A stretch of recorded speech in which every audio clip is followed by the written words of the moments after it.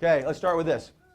First, where are you at? Just so you know, geographically, you live in the sickest place in the entire world. You'd be better off if you lived in the darkest regions of the jungles of Africa with disease-ridden mosquitoes than living here geographically. You're more likely to lose your health. We're the sickest society on the face of planet Earth that you don't live in the outdoors. Did you guys get that?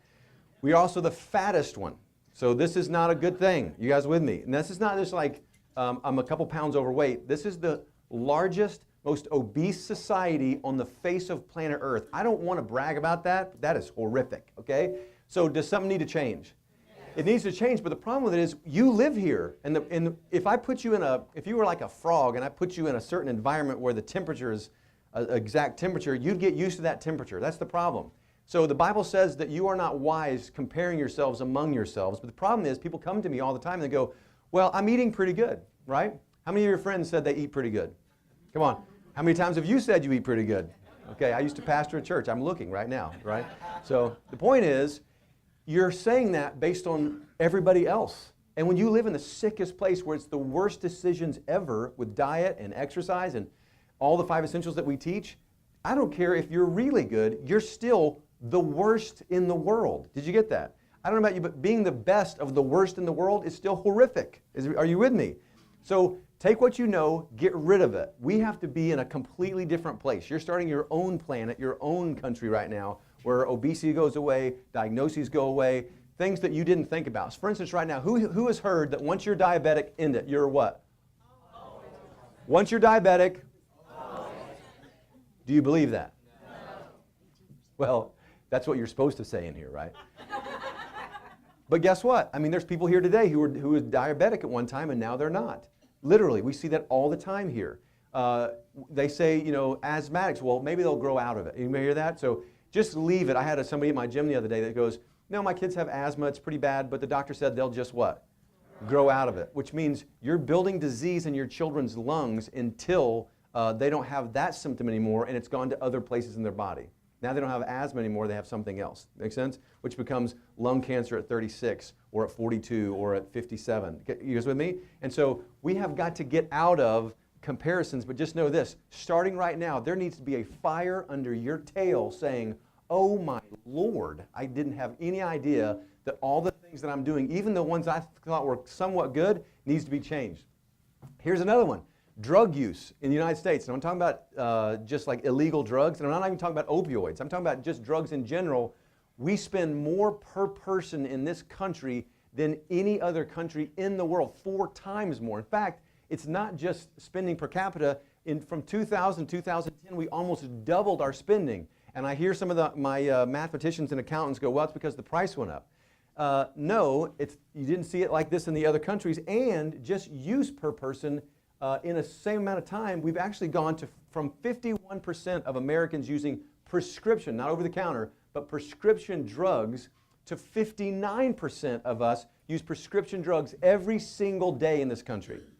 Now, when over half of us started using prescription drugs every day, I thought we lost. It's like we lost. War's over. Like more people are using drugs than not now. I thought, well, surely it's not going to get worse. Guess what? It got worse. If you ever come in and this place is not just hopping and busy, I was like, Walgreens won. They won. So this is a horrific number, okay? The average drug, the reason it's bad, a lot of reasons, the number one reason is that they have side effects, yes or no? Yes. The safest drug that you could possibly take has 70 side effects.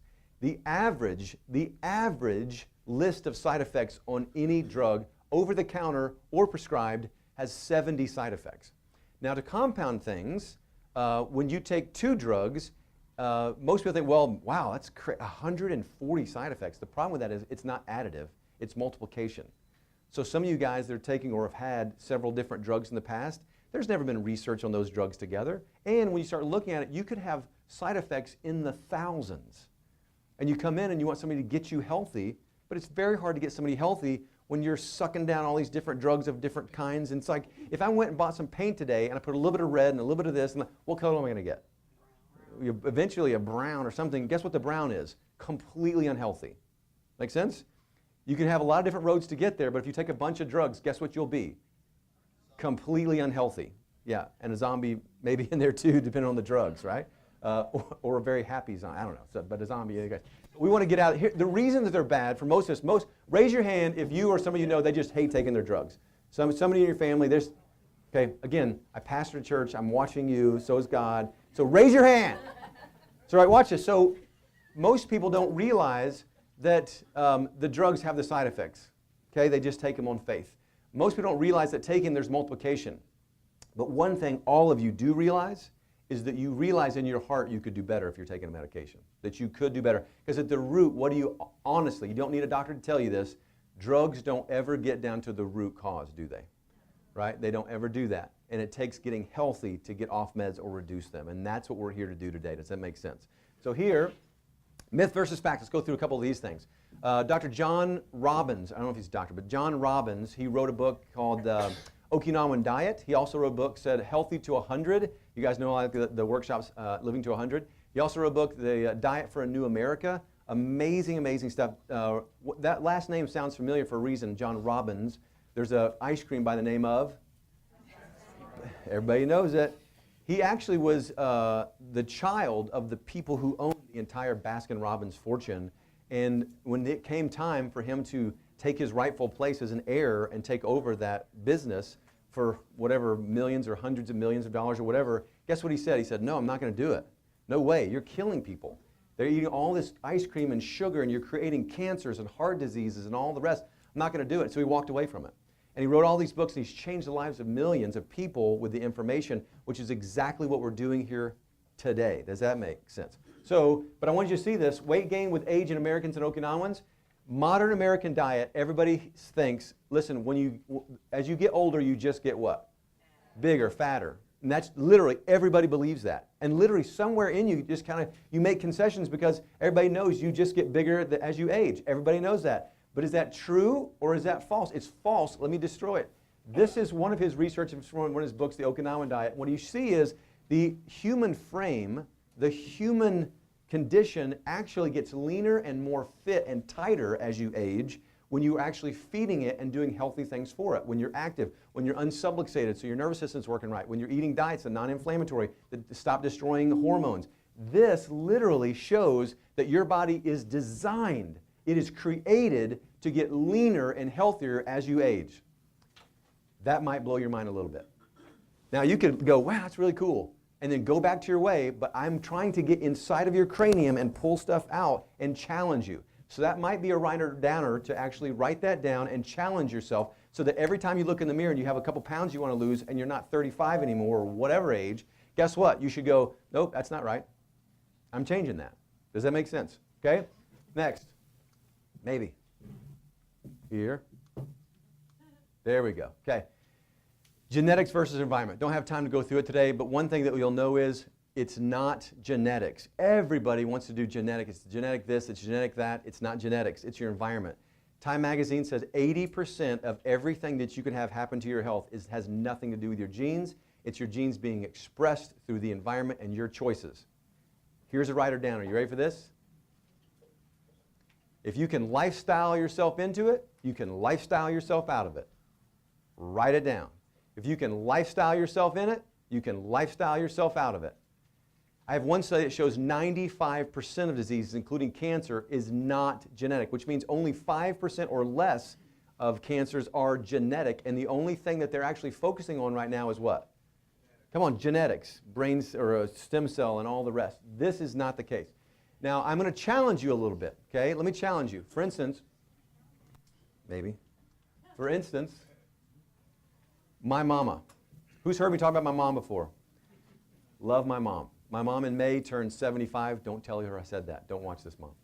But my mom turned 75. When she was in her late 60s, she had arthritis so bad she couldn't move her hands, she couldn't lift a coffee cup, and she couldn't hardly do any activities. She hurt. Everything hurt, right? Anybody know anybody like that?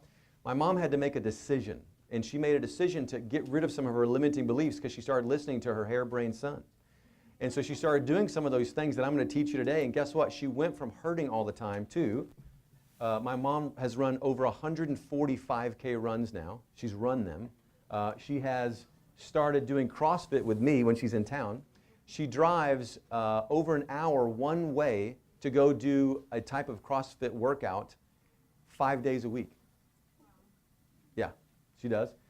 She started doing bike rides. She did a 100-mile bike ride. She's done this for like 20 years now. She was doing the small ones. Now she does the big ones. She likes being active. She likes doing stuff. One day she came to the workout with us and she goes, you know, David, I think I'd like to do a pull-up. She goes, my coach in the Oklahoma gym won't let me do it without somebody right there or using bands. She goes, I really want to try it without any bands or anything. I go, do it, Mom, right there. So she grabs hold of the bar. She does 10 pull-ups without anybody touching her, chin all the way over and all the way back. I was like, I can't do that. So I had to change this, right?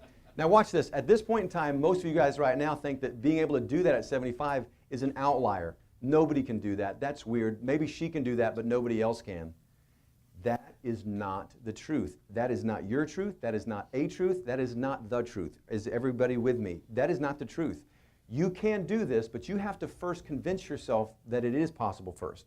And you have to rewire your brain. And I want to show you how to rewire your brain. Raise your hand if you'd like to rewire your brain. Okay, I'm going to give you some of the nerdy stuff. You guys ready? Say nerdy stuff. Okay, now I need to get you going a little bit before we do that. So hold on to your stuff in your lap for a second. Give me your hands. I want 2 claps of Ric Flair. All right, so here we go. So let me show you some of the nerdy stuff. Actually, my mom just finished her 26.2-mile marathon just this year. So it's awesome. So this is solving problems, doing different things. Basically, you can't solve the problems using the same kind of thinking. So we got to rewire it. Changing habits. We didn't have a lot of time to do some of the things that I wanted to do today, so let me just help you with this. Everybody say short-term reward. Short-term. Long-term reward. Long-term reward. Exactly. Which do you think is better for you? Long-term. Which is easier? Short-term. Which has pleasure right now? Short-term. Which has a lot of pleasure, in fact, more pleasure for the long run? Long-term. Right. Which is Krispy Kreme? Short-term. Which is sleeping in? Which is getting up to go work out? Which is making your own lunch? So we know this. Which is better, Snickers or Apple? Who said Snickers? Ushers? Out. That one's out. I can't help them. No. But we got to change habits. Let's rewire your brain together. So I'm going to show you this video right now. So lights, if you would.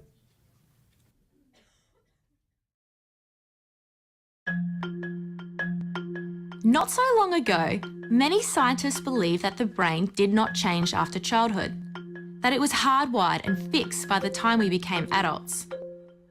But recent advances in only the last decade now tell us that this is simply not true. The brain can and does change throughout our lives. It is adaptable, like plastic, hence neuroscientists call this neuroplasticity. How does neuroplasticity work? If you think of your brain as a dynamic, connected power grid, there are billions of pathways or roads lighting up every time you think, feel, or do something. Some of these roads are well-traveled. These are our habits, our established ways of thinking, feeling, and doing. Every time we think in a certain way, practice a particular task, or feel a specific emotion, we strengthen this road. It becomes easier for our brains to travel this pathway. Say we think about something differently, learn a new task, or choose a different emotion. We start carving out a new road. If we keep travelling that road, our brains begin to use this pathway more, and this new way of thinking, feeling, or doing becomes second nature. The old pathway gets used less and less and weakens. This process of rewiring your brain by forming new connections and weakening old ones is neuroplasticity in action. The good news is that we all have the ability to learn and change by rewiring our brains. If you have ever changed a bad habit or thought about something differently, you have carved a new pathway in your brain and experienced neuroplasticity firsthand. With repeated and directed attention towards your desired change, you can rewire your brain. I love that. So what that shows you is you can rewire your brain. Let me give you an example, because examples are where it's at. So I, for the life of me, could not get my workouts in. This actually went on for years. Anybody else have trouble getting workouts in at all? Yeah, so I did. 5 corporations, seen a lot of people, working through lunches, and I was like, if I was going to go work out, I'd have to do it so early that it's a physical job in here. I don't think I could work out, wear myself out, and then go do this. That was a limiting belief. Would you agree? I had gotten up for 40 years, within an hour of having to leave the house and then going. Who here wakes up within about an hour of having to leave your house? Come on, this is a good group. It's okay. So that was me. And so when Kimberly would say, you just need to get up and go do your thing. And I was like, well, I just don't think I can do that. Until finally, I just had to get to a point where I had to make a decision, okay? I want you to, we talked about this the other day. I want you to write this down. This is a writer-downer. C-I-D-E, side. C-I-D-E, side. Suicide means what? Kill yourself. Homicide means what? Kill somebody. Herbicide means what? Don't say kill an herb. Kill a plant. It's called kill a plant. It was a bad example. How about a pesticide? Kill what? Kill bugs or pests, right? So when you put C-I-D-E, it means to put to death. It means put a plant to death, put a pest to death, put a person to death. C-I-D-E means to put to death. So what does it mean to decide? To say to decide, if you've decided, it means that you're putting all other options to death. You've heard the story of when the explorers came to the Americas, they burned their ships. Why'd they burn their ships? Listen, we are either going to be successful or we're not going to make it. They put all other options to death when they burnt their ships. Some of you guys, by political correctness, think that you should leave so many options open as you can. The problem with it is it leaves you getting worse and worse, sicker and sicker, weaker and weaker, and less of what you should be. And that's not what we're going to do. So I had to make a decision. So I decided I was going to get up. And so I started getting up. But I've been grooving. Remember that thing you just saw in the video? I've been grooving this pattern of when I get up in the morning. So how easy was it when I first started getting up to go work out? Oh my Lord. I can't get up. I don't want to go. I don't want to go. And guess what? Eventually after now first of all, I still don't like to get up at 4:30. Can I just be honest? I hate it. I can't stand it. I'd rather somebody punch me in the face and let me go back to bed half the time. But when I get there and after I've done it and I've worked out, guess how I feel? Do I ever regret it? No, I never regret it. And my life has gotten so much better. And now that I've done it so much, I just pop out of bed at 4:30, 4:28 to be exactly, because that's when it goes off, because I needed 2 more minutes to make my bed with her. So, but it's ingrained. So now, someone asked me if I'm a morning person. If you'd asked me before all this years ago, I'd have said I am not a morning person. And guess what I am now? I am a happy, ready to go morning person. Woo! 2 claps and Ric Flair. I love the morning. But guess what? Some of you guys are sitting there right now saying, I'm not a morning person. Do you know why you say that? Because you've convinced yourself and you've got that groove pattern. You can be whatever you want. And I would suggest to you that being something different than what you are now is the only way you're going to attain something different this year. You obtain something different by becoming somebody different. That might be a writer down or two, right? Let's move through some of these. This is the engine that's going to get you to where you want. Nothing else matters from this point forward in this seminar if you don't get this. This is how important this is.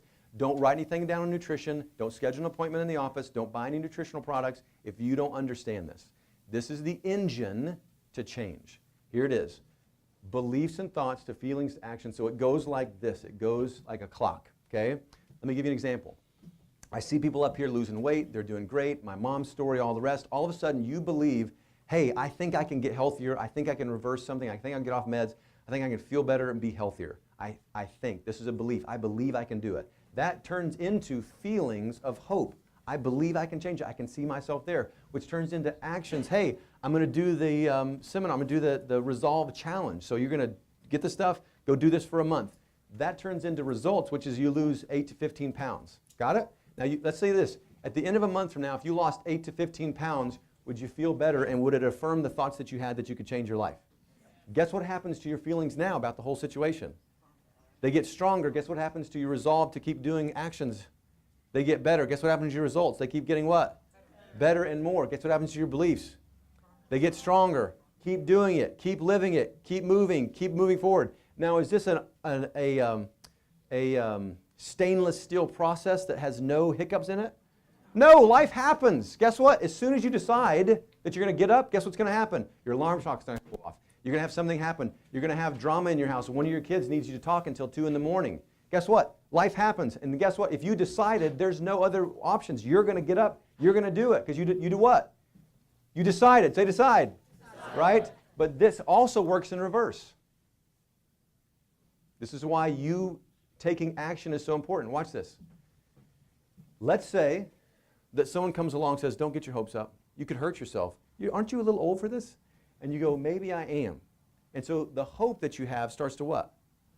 Dwindle down just a little bit, and your actions start to wax and wane. And if your actions wax and wane, what happens to your results? They wax and wane, or they don't show up. And guess what happens to your beliefs? It affirms the negative. This works positive, and this works negative. And guess who gets to decide? The Bible says, I set before you life and death. And just so in case you didn't read it right, God says, go ahead and choose life, right there. And so you can choose life or death. I would suggest to you that everything in your life is life or death. And isn't that extreme? Well, yeah, it may be a little extreme, but guess what? You getting up to go work out additively over this year has made the best year that you'll ever have yet. You making decisions to eat right or wrong will, if it's right, make the best year you've ever had yet. Are we clear? Yep. Let's move forward. Now, where's my Shirley at? Not to throw her out, but watch this. Had someone come in recently, and I love everybody, but I just had this connection with Shirley and her husband instantly, and a lot of you guys are like that. I'm not going to have her go run a marathon, but I needed something to connect, and I needed something to lead her into. And so I'm not going to have her go run 5Ks or go run a marathon. So I was just praying in the Spirit, kind of under my voice, and as I'm talking to her, and the Holy Spirit said, ask her about vacations. And she said, I said, do you guys go on vacation? She said, well, I don't go on vacations much. I don't walk as much as I used to. I'm kind of uncomfortable. I go, oh, if you could go on vacation, if everything felt great, where would you go? She goes, Branson. She got this look on her face. It was like, oh, she likes Branson. Tell me about Branson. She started telling me about it. I was like, oh, she really likes Branson. She would really like to go to Branson. And I went, that was it. It's Branson. So my thought was, hey, you know what she needs to be in training for? Not a 5K, not a marathon. She needs to be in training to go where? To Branson. So if she ever misses an appointment, I'm going to say, what about Branson? Oh, you didn't do your exercises? Wait, what about what? Branson. Hey, are you doing all the things we talked about? Wait, what about Branson? Everybody say Branson. Branson. Branson is the same thing metaphorically that every single person here needs. If you're in training for your, quote, Branson, whatever your Branson is, if it's big enough, if it's fun enough, if it gets you excited enough, you'll say no to all the short-term rewards for the Branson. But if you don't have a Branson that you're working towards, it's going to be really hard to say no to the cheesecakes, to the alarm clock second snooze, to everything in your life that would keep you right where you're at last year, this year. You need a Branson. Write this down. Find my Branson. I'm going to work on this, and I want you guys to work before you leave to set what your Branson is. Everybody know it? So listen, your Branson actually may be a 5K run. It might be something else. It might be just something that you really enjoy, a trip or something like that. You want to be in training for it, though, so it's going to push you that you have to eat right, you have to exercise, you have to do those things. Make sense? So it's Branson. Everybody say Branson. Branson. Branson. Branson. Okay, so Branson's where it's at, and you have to keep your eye on Branson. So if you get tired, are you going to get tired? Yes. Are you going to get a little bit waxy, weighty? You kind of want to have some sweets or something like that. So things you used to eat, are you going to want that? Let me be very clear. Are you going to want that? Yes, you are going to want that because your brain has that pathway. So guess what you're going to do? You're going to think about what? Branson. Say it again. Branson. So you better find your Branson. If you don't have a Branson before you leave, the likelihood that you're going to be successful is not very good. So we got to have a Branson first. Beliefs. I'm going to skip through a couple of these. I want to start with limiting beliefs. I love it. Oprah Winfrey got fired from her first TV job. Did you know that? Walt Disney went bankrupt like 27 times or something like this. Who was it? The basketball player. What's his name? Michael Jordan got kicked off the basketball team. Did you know that? Like, there's lots of people that failed. This guy that made light, Thomas Edison, literally, he said, I didn't fail 10,000 times. I just figured out 10,000 ways that wouldn't work to make a light bulb.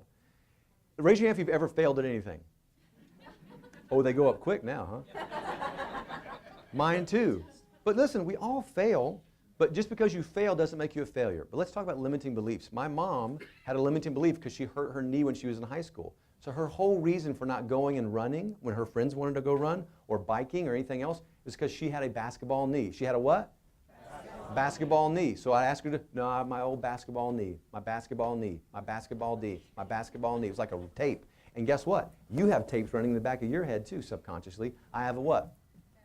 Basketball knee, whatever your basketball knee is. It's your limiting belief. I'm too old. I'm too big. I'm too arthritic. I have too many meds. I'm not healthy enough to do that. You have some limiting beliefs, and they're holding you back. You should be unholy. You should be wholly righteous. You should be so aggravated with the stuff that you've listened to those tapes keep you where you're at, that you want to break something. You want to get upset with it. And guess what? It's okay. Get upset, kick something, and change your life. My mom had to go, nope, I'm going to do it even though the knee hurts. And guess what? She pushed through and she pushed through, and guess what? She ran a marathon on her what? Basketball knee. You have limiting beliefs. Everybody has them.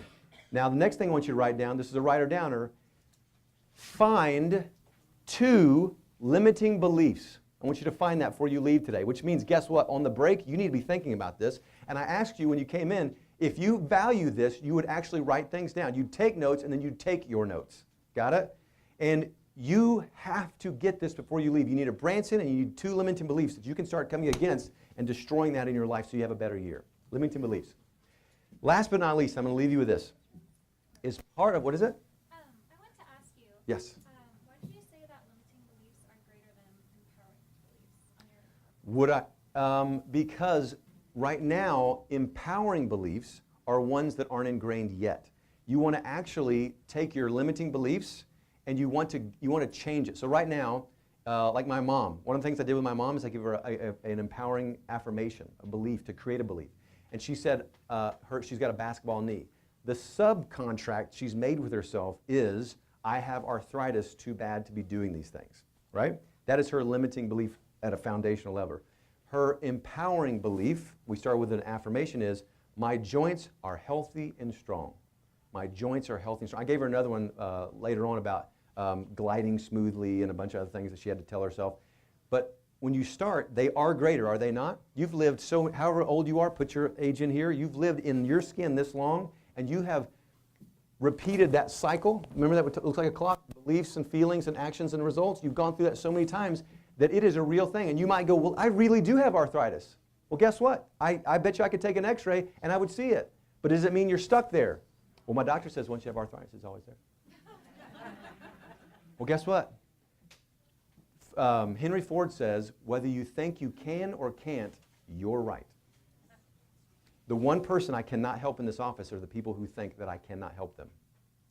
The people that think I can help, you can give me a person who has no chance at all to live, and if they know in here that they're going to live, I'll show you a person who will outdo every statistic. But you got to know it here first. Am I clear? Good. Affirmations. There's no part of wellness without self-affirmation and without self-love. If you don't love yourself, if you're not speaking kind to yourself, if you don't figure out a way to do that, it's impossible to do well. I have affirmations. In fact, if you look at anybody successful in the world, they all have one thing in common. Guess what they have? Positive affirmations. You know, I hate it from the Saturday Night Live skit. If you were growing up in the 80s and 90s, you saw Stuart Smalley. I'm good enough. I'm smiling. I'm smart enough. And by golly, say it. People like me. It's funny you guys got that. If you're under 25, you don't know what I'm talking about right now. My affirmations: I'm healthy, wealthy, strong, wise, and I'm under authority. I'm healthy, wealthy, strong, and wise, and I'm a man under authority. If I have something come against any of that, guess what? I'm healthy, wealthy, strong, and wise. I'm a man under authority. Guess what? That's a powerful statement for me. You need to have an affirmation for you. Because guess what? Your tape is going to run again, and it's going to tell you, no. Remember we talked about this whole time for the last 40 years? You're too old. You have too much arthritis. You're too heavy. You're too whatever. You've never done that before. You're not a morning person. But guess what you say? The opposite. You change that. You start having an affirmation. You love yourself. Raise your hand if you think you might possibly be your worst critic. Okay, but at least a truthful room now. You are. You would never let anybody talk to you the way that you talk to you, ever. You'd punch them in the face. Seriously, and some of you guys are like, I would never, and then someone would say something that you said to you, and you just, pow, punch them right in the face, some little tiny 95-year-old little lady, right? You would never talk to somebody else like you talk to you. So stop it. Love yourself. Here's the thing. Don't love yourself when you get six-pack abs. Don't love yourself when you lose 15 pounds in the next month. Don't love yourself when you do everything perfect through this challenge that we're going to do for the next month. Don't love yourself then, love yourself when. Or you're never going to get there, because guess what? You're going to make a mistake. Something's going to happen. You're not going to do it perfect. Raise your hand if you're not perfect. Now, keep them up. Keep them up. Now, everybody look around. Now, Look to your neighbor. Say, I'm not perfect.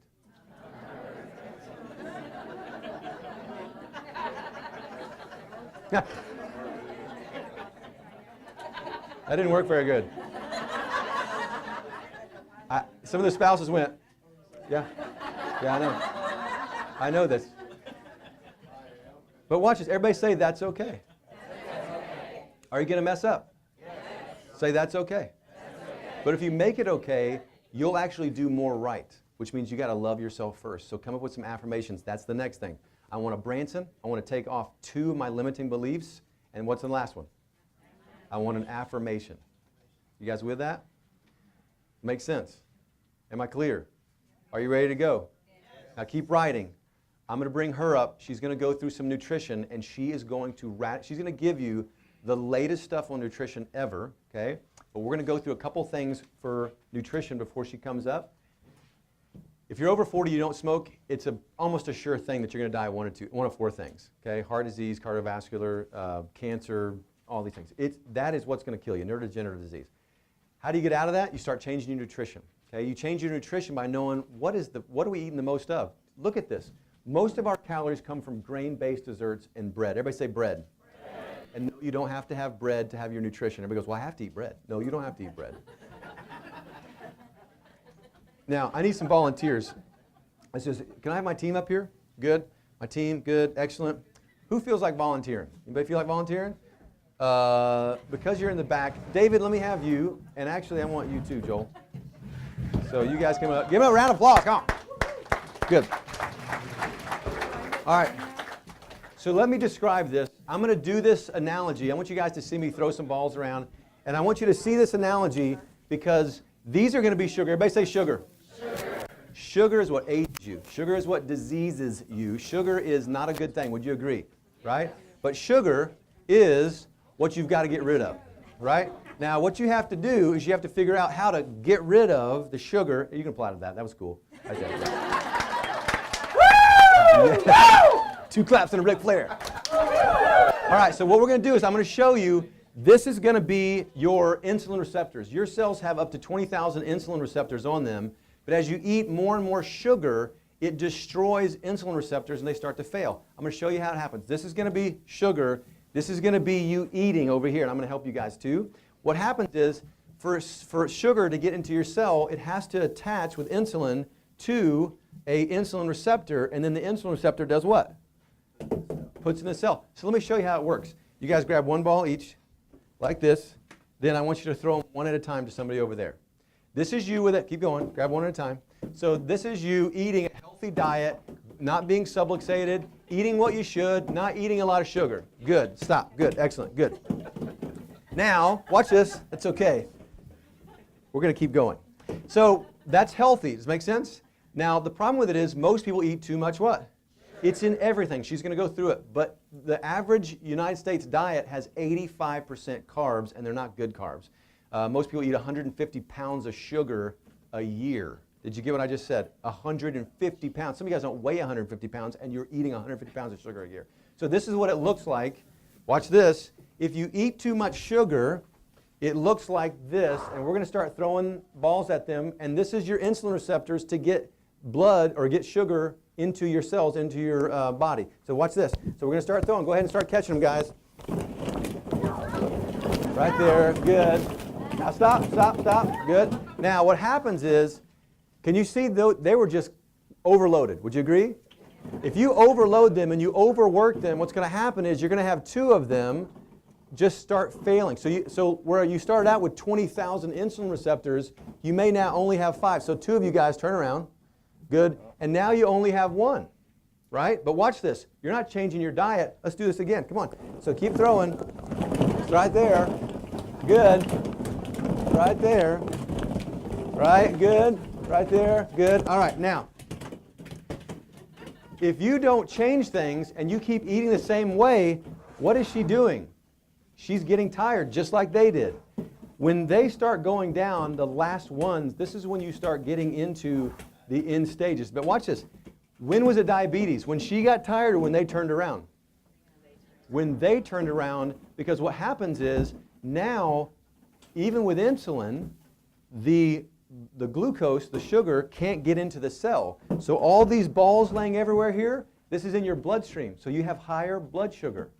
You could be borderline or you could be fully diabetic with higher and higher blood sugar. And all this sugar in your blood ages you. This is what causes arthritis. This is what causes cancer. This is what causes heart disease.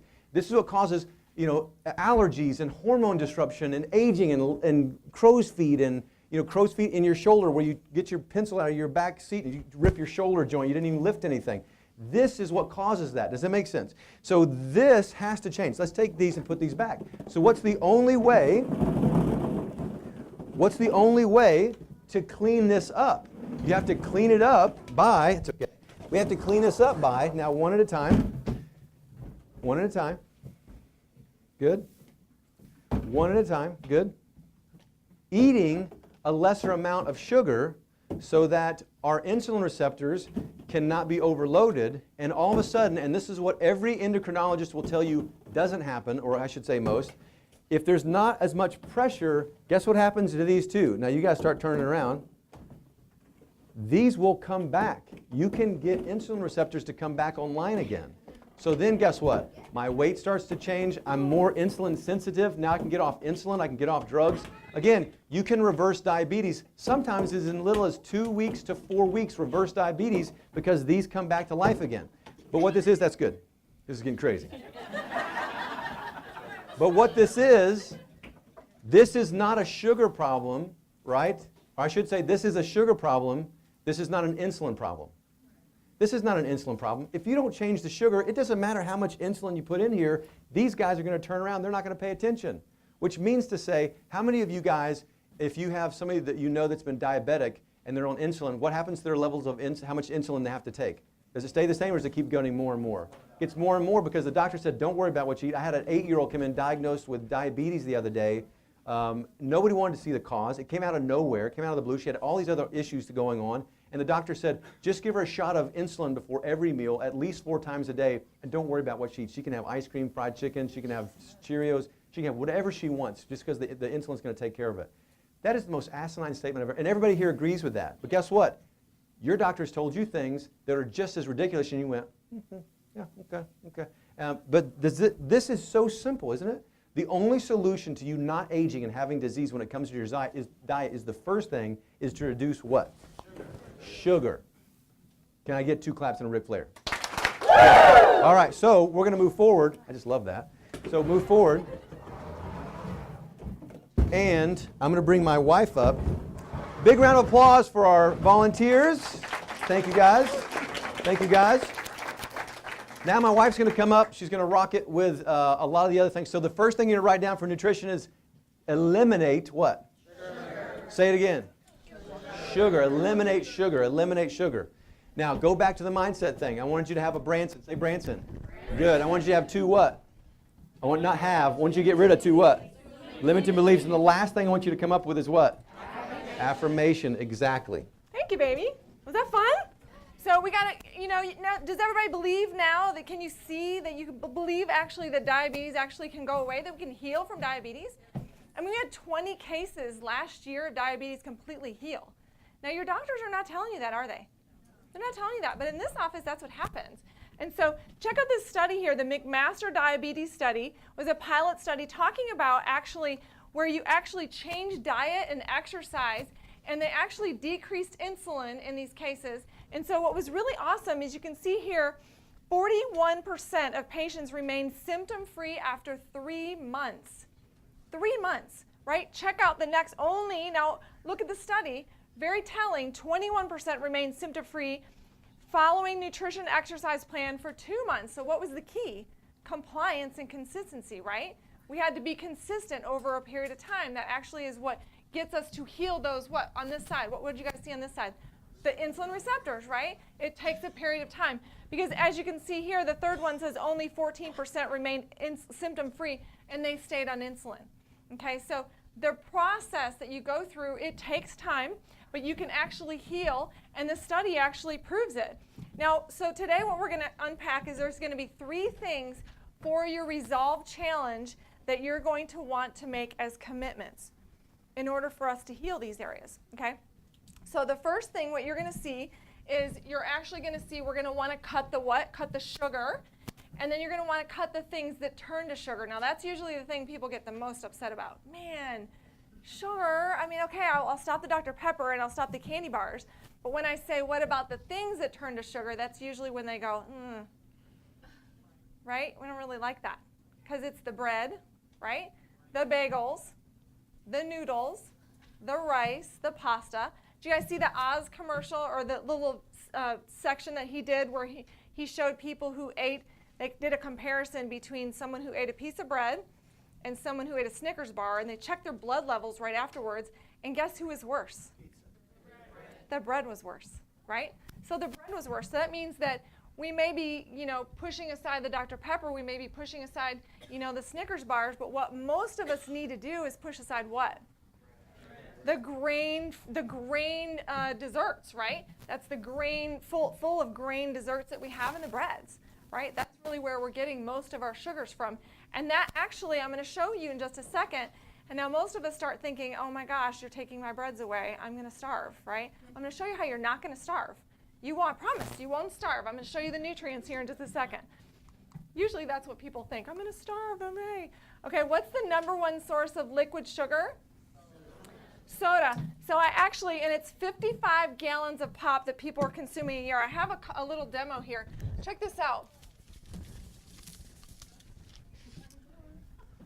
So let's just say who was a Mountain Dew drinker? Okay. So would anybody just grab these sugar packets and just eat them one after another? Just one after another.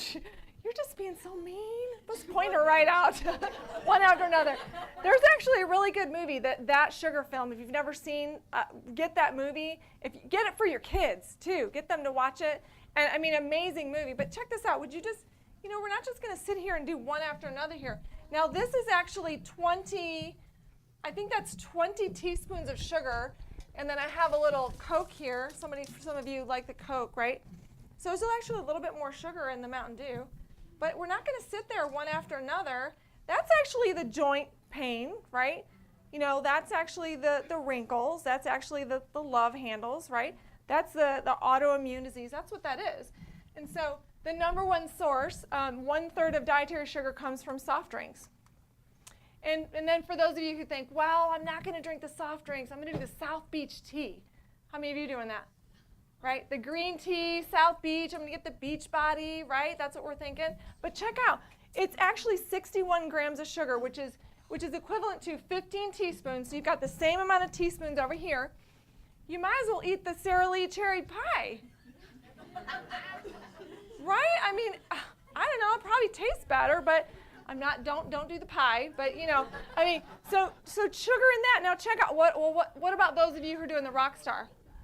Right? Few guilty ones in the room, right? The rock stars, right? But that's equivalent to the six Krispy Kreme. Now, again, you might as well eat the donuts. Now, I'm not saying don't eat donuts, but probably tastes better. That's actually so 62 grams. If you want to know when you read your labels, look at the serving size on the back of a label. And if it tells you there's 4, I think one of these, it says the serving size is 2. Nobody just drinks half, right? They drink like a liter sometimes, right? But look at the serving size and see how many grams of sugar and then divide that by 4. So if you look at that, 62 divided by 4, it's about 15. It'll tell you how many teaspoons, 15 teaspoons. That's how you can figure out how much sugar is in something. If you just look at the labels and you can actually figure out the sugar content in it, right? Now check out this. Who likes Starbucks? Right? You can put yourself under the bus. Hey, I used to do, my favorite thing was the chai tea lattes. I think they have the chai tea lattes, and pretty soon you're drinking them and you're like, can you a few more pumps? A few more pumps of the vanilla, more. Was it only me? Right? I gave those away. Gave those up 2.5 years ago. But the Starbucks, typically people aren't doing that. They're doing the Starbucks peppermint white chocolate mocha with whipped cream, 95 grams of sugar. Oh my goodness, it's 25 teaspoons. No wonder you feel so full after. You don't want to eat, right? But 8.5 scoops of Eddie's ice cream. I think I'd rather eat the ice cream. Anyway, that's just me. Right? 25. All right, who's feeling a little like they burned out these receptors over here right now? Right? There's some dead receptors laying around here, right? Okay. Okay, so sugar sources. Most of the sugar sources that we are finding are coming from corn, guys. Corn. So when you start seeing corn syrup, corn meal, corn starch, right, you're starting to see all that. And then you look at the oses, lactose, fructose, right, glucose, sucrose, dextrose, right? You want to start paying attention to these types of things. And then what about the ooey gooey kind of syrupy, sugary stuff, right? The places where you should be getting sugar from should not be ooey gooey and sticky, like honey and things like that, like you're seeing up here, the syrups and things. It should be what's readily found in nature, right? So what's readily found in nature that's sugar in it? Fruit, right? It should be, that's the kind of stuff that we're looking for. We want to stay away from these sugar sources. There's so many sugar sources. Now we hit diabetes, right? We've been kind of hammering on diabetes. But what about sugar and cancer? Check this out. Sugar. This idea that sugar increases this particularly bad LDL, the small, dense particles that are associated with heart disease. Do most doctors, do they know this? No, they do not know this. So this is new. And it turns out sugar has become a major focus in cancer research too. Lewis Cantley is looking at the connection. If you limit your sugar, you decrease your chances of developing cancer. Absolutely. Cantley, a Harvard professor and the head of the Beth Israel Deaconess Cancer Center, says when we eat or drink sugar, it causes a sudden spike in the hormone insulin, which can serve as a catalyst to fuel certain types of cancers. What we're beginning to learn is that insulin can cause adverse effects in various tissues. And of particular concern is cancer. Why? Nearly a third of some common cancers, including breast and colon cancers, have something called insulin receptors on their surface. Insulin binds to these receptors and signals the tumor to start consuming glucose. So this is your body eating. Every cell in our body needs glucose to survive. But the trouble is, these cancer cells also use it to grow. So if you happen to have a tumor that has insulin receptors on it, then it will get stimulated to take up the glucose that's in the bloodstream. So rather than going into the fat or the muscle, the glucose now goes into the tumor, and the tumor uses it to grow. So you've just seen that tumor turn blue, which is essentially reflective of the glucose going into it. That's right. So these cancers, much in the same way that muscle will say, hey, I'd like some of that glucose. The fat says, I would like some of that glucose. The cancers have learned how to do this themselves as well? Yes, so they have evolved the ability to hijack that flow of glucose that's going by in the bloodstream into the tumor itself. Lewis Cantley's research team is working on developing drugs that will cut off the glucose supply to cancer cells and keep them from growing. But until there's a breakthrough, Cantley's advice, don't eat sugar. And if you must, keep it to a minimum. In fact, I live my life that way. I rarely eat sugar. When you see a sugary drink, or if I were to offer you one, with all that you know, what's going through your mind?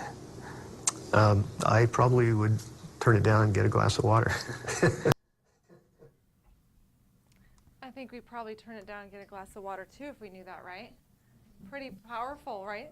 The sugar. So check out this PET scan. If you've ever had a PET scan done, that's one of the tests that they do to be able to find where the tumor is. The problem is they actually make you drink radioactive sugar. So when you drink the radioactive sugar, think about that. It actually goes to the area where the tumor is. So it tells us that sugar, cancer loves sugar, right? And so that's one of the things they do. So what should we avoid if we have had cancer, or we don't want to get cancer, or we have it, right? Sugar. It's actually more addictive than I think it's 8 times more addictive than cocaine. Sugar is, right? So, all right, I'm going there. We're going there with the bread. Sorry, we're going there for the bread. So they say the whiter, what is it? What's the saying, David? The whiter the bread, the faster you're dead. That's so mean, isn't it? right? The whiter the bread, the faster. This is the #1 source of sugar, right? We said #1 source of liquid is going to be soda, but the #1 source of sugar is bread. Acceptable grains. So if you are a person that is going to follow, we have 2 eating plans, which those eating plans are in these books right here. We got the cruise ship and we've got the Maximize Living Nutrition Plan book. We have eating plans in here. They cover the core and advanced plan. The core plan is for people who aren't trying to deal with some specific health issues, okay? They're just really trying to be healthy. And so if you're just trying to have healthy everyday living and you are going to consume bread, it does cause your sugar to go up. Your glycemic index will go up, but your better sources are going to be sprouted, whole grain, and stone ground. Those are going to be your better sources if you are going to have it. So for those of you who like bread, who are not going to give it up, this is your better option, okay? Because remember what I said, the whiter the bread, the faster your... Okay.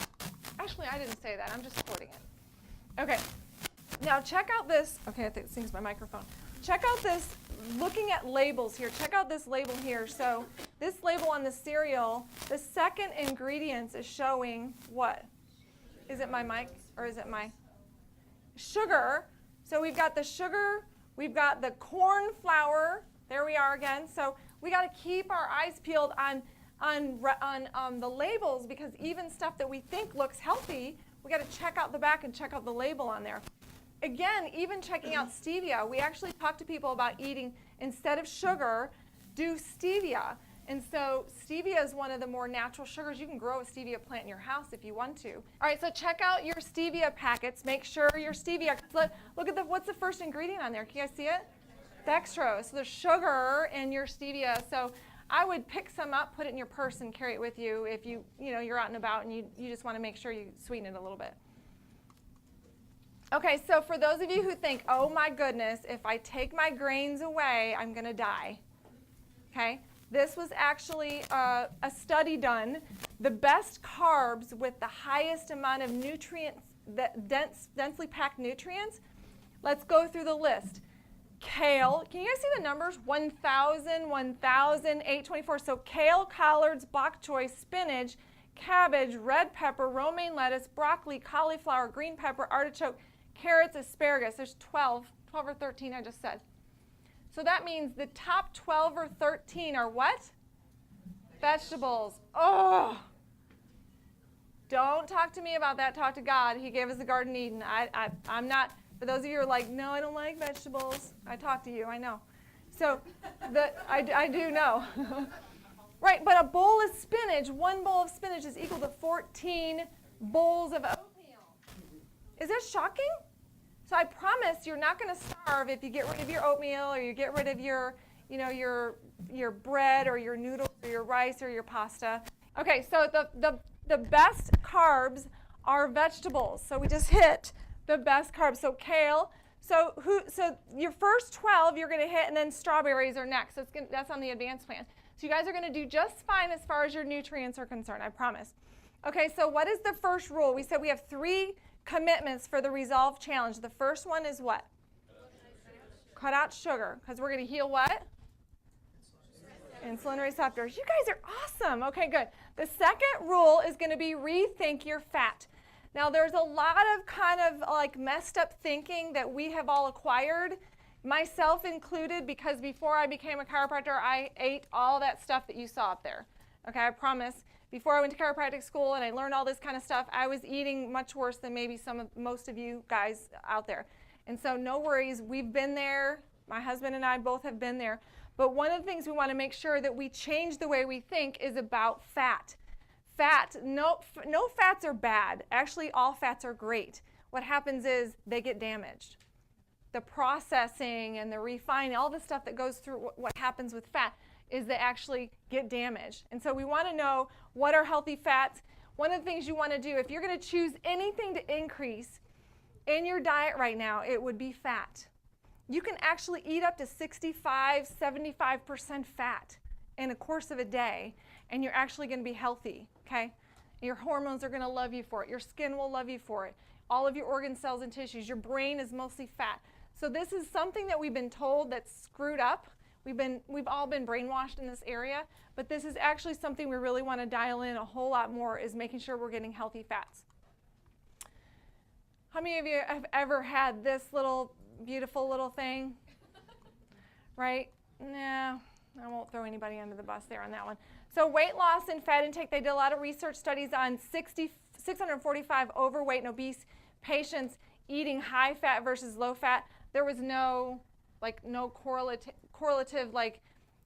response that said, okay, low fat's better. Because really, whenever you read the label and it says low fat, all it means is high sugar. So it's another one of those lies we're told on labels. It just really means high sugar. So I'm going to show you actually another really disturbing lie that we're being told right now. Check this out right here.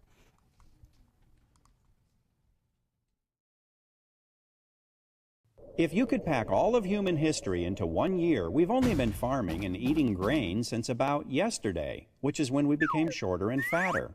We only started consuming processed vegetable oils about 10 minutes ago, which is when heart disease became our #1 killer. So after examining all this human history, the experts came to the obvious conclusion. We need to eat a lot more of these. And so they convinced us that human health depends on foods we didn't eat for more than 99% of our entire existence. How did this happen?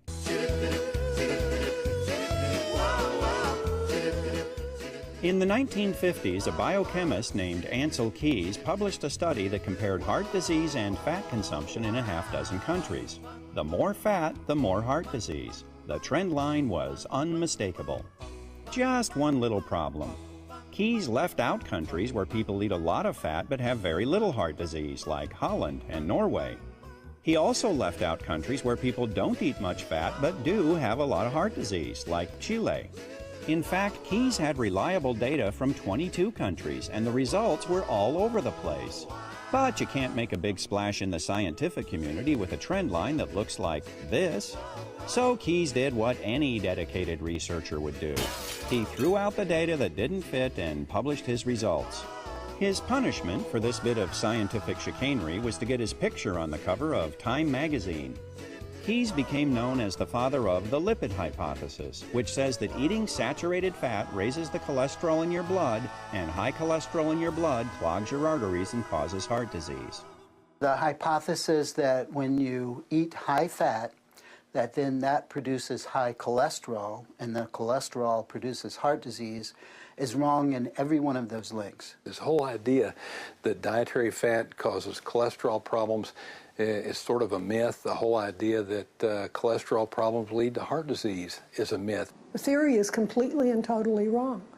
It was a theory that was made out of whole cloth and then pushed. The term artery clogging saturated fat, it's as though it's all one word. It's become part of the zeitgeist. Everybody knows saturated fat is bad for you, but when you get back and you start looking at the medical literature and you root back through to find out where this whole idea came from, it's bogus. Does that blow in some of your mind? Have we been lied to? We've been lied to. This guy right here, Dr. Paul Dudley White, he actually is a cardiologist, and he said that before all this stuff with corn oil and stuff was introduced, he never even saw a heart attack. Never saw any, because people were actually eating butter and lard.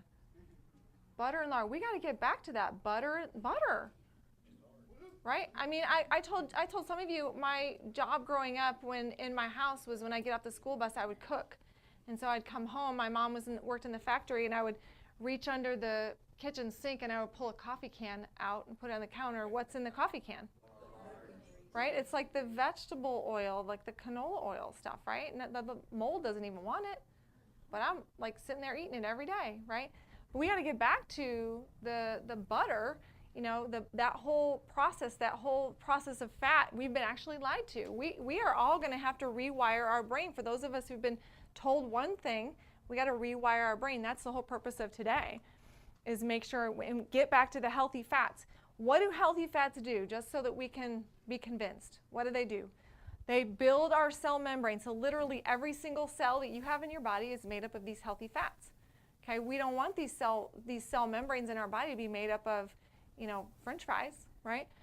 Absorbs vitamins, it cushions your organs, it protects you from extreme temperatures, helps you with your hormones. I mean, any hormone challenges out there? Have you guys seen a trend in the past 30 years with hormones, they're a mess, right?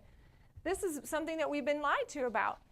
70% of our brain is made up of healthy fats. In fact, check out the ants. Like, they know better. The ants, they're going to go to real butter. Like, do this little experiment. It's crazy. They're going to go to the real butter. They're not going to go to the fake stuff. In fact, I love this because if you look at saturated fat sources, you got your poultry, your coconut, your butter, and breast milk. I mean, if saturated fat was so bad, then why is it that God made our bodies to make breast milk and nourish a baby for 2 years? Right? Can you guys see that? Like, that's what breast milk is, saturated fat. So myth versus facts. I think this is probably a writer downer for many of you. It's probably a writer downer. Obesity and disease are linked to damaged fats? No, not linked to healthy fats, right? They're linked to damaged fats. That's really important that we understand the difference between those. Have you guys seen our demo with the French fries? Have you seen our demo? If you have not seen our French fry demo, you need to see that in the front office. We actually bought that at an event like this in 2007, May of 2007. So it's over 10 years old, and the French fries look just like that. Kind of like if you drop them in the back seat of your car and you find them a year later when you clean out your car. Anybody have that happen?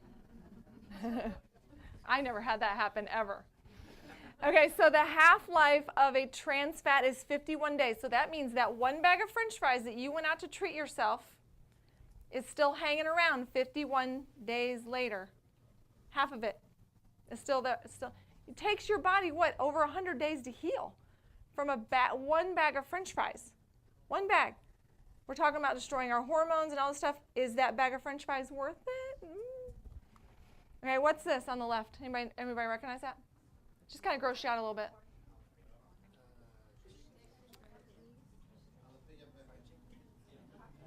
Deep fried butter.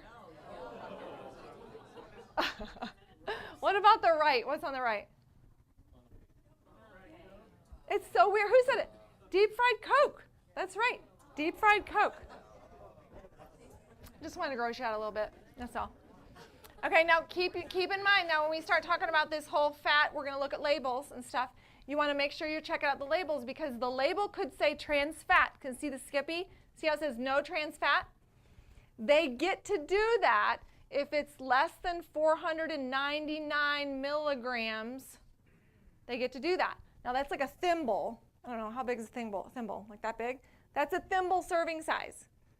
So none of us eat that much, right? We eat half the jar when we eat it, right? If you're like me. So they get to do that and say it's trans fat free, but we know it's not. So you got to be careful when you're looking at these labels. Don't be just looking for trans fat free. Beyond trans fats, what we want to be looking for is where are we getting this fats usually? It's the dressings from our salads, right? That's usually the hidden place. You know, you get this really awesome salad and then you just slather it with the dressing. Is anybody else guilty of that, right? You just got to watch the dressings, right? The margarine, the breads, the cookies, the crackers, that kind of stuff. Your cells, we talked about your cells. If you guys ever saw me do the cell membrane thing, right? Well, this is a healthy cell. A healthy cell allows good. This is a cell membrane. It's made of mostly fat, good saturated fat, right? Good toxins, good stuff gets in with a healthy cell. Bad stuff gets out with a healthy cell. But if you eat French fries or, you know, your favorite Chick-fil-A or whatever it is, you wrap saran wrap around those cells, and pretty soon you can't get nutrients in, just like this is showing, and you can't get what out? Can't get the toxins out. So if that's the case, and this is how we're eating, can we lose weight? What about heal from cancer? No, you got to have a healthy cell. So this is going to be one of the things, maybe this is one of your action steps that you have to really ramp up, right? We said the first step in this whole process is going to be decrease your sugar. Second one is we got to rethink our, right? Okay, we're going to get into the last one here in just a second. Replacing your grains. So you normally we see flour, typical flour, right? And we're kind of thinking of the white bleach flour and that kind of stuff. But these are flour replacements that have a nut base to them, good fats. So check those out. We're just changing the way. You're going to try some of this stuff here shortly too. In fact, you're going to try that. Have you guys ever had this grainless granola? fantastic. Get yourself some full-fat yogurt, Greek yogurt, some berries, a little bit of stevia, and make some of this grainless granola. You'll try it today, but make this. This would be a fabulous breakfast, snack, or a lunch. That meal I just gave you, just right there. Have we been a little confused about this cholesterol thing? No, I don't have cholesterol. Then cholesterol's good. Now let's eat butter. Like, oh, this whole, it's been a little bit of a yo-yo process for us, right?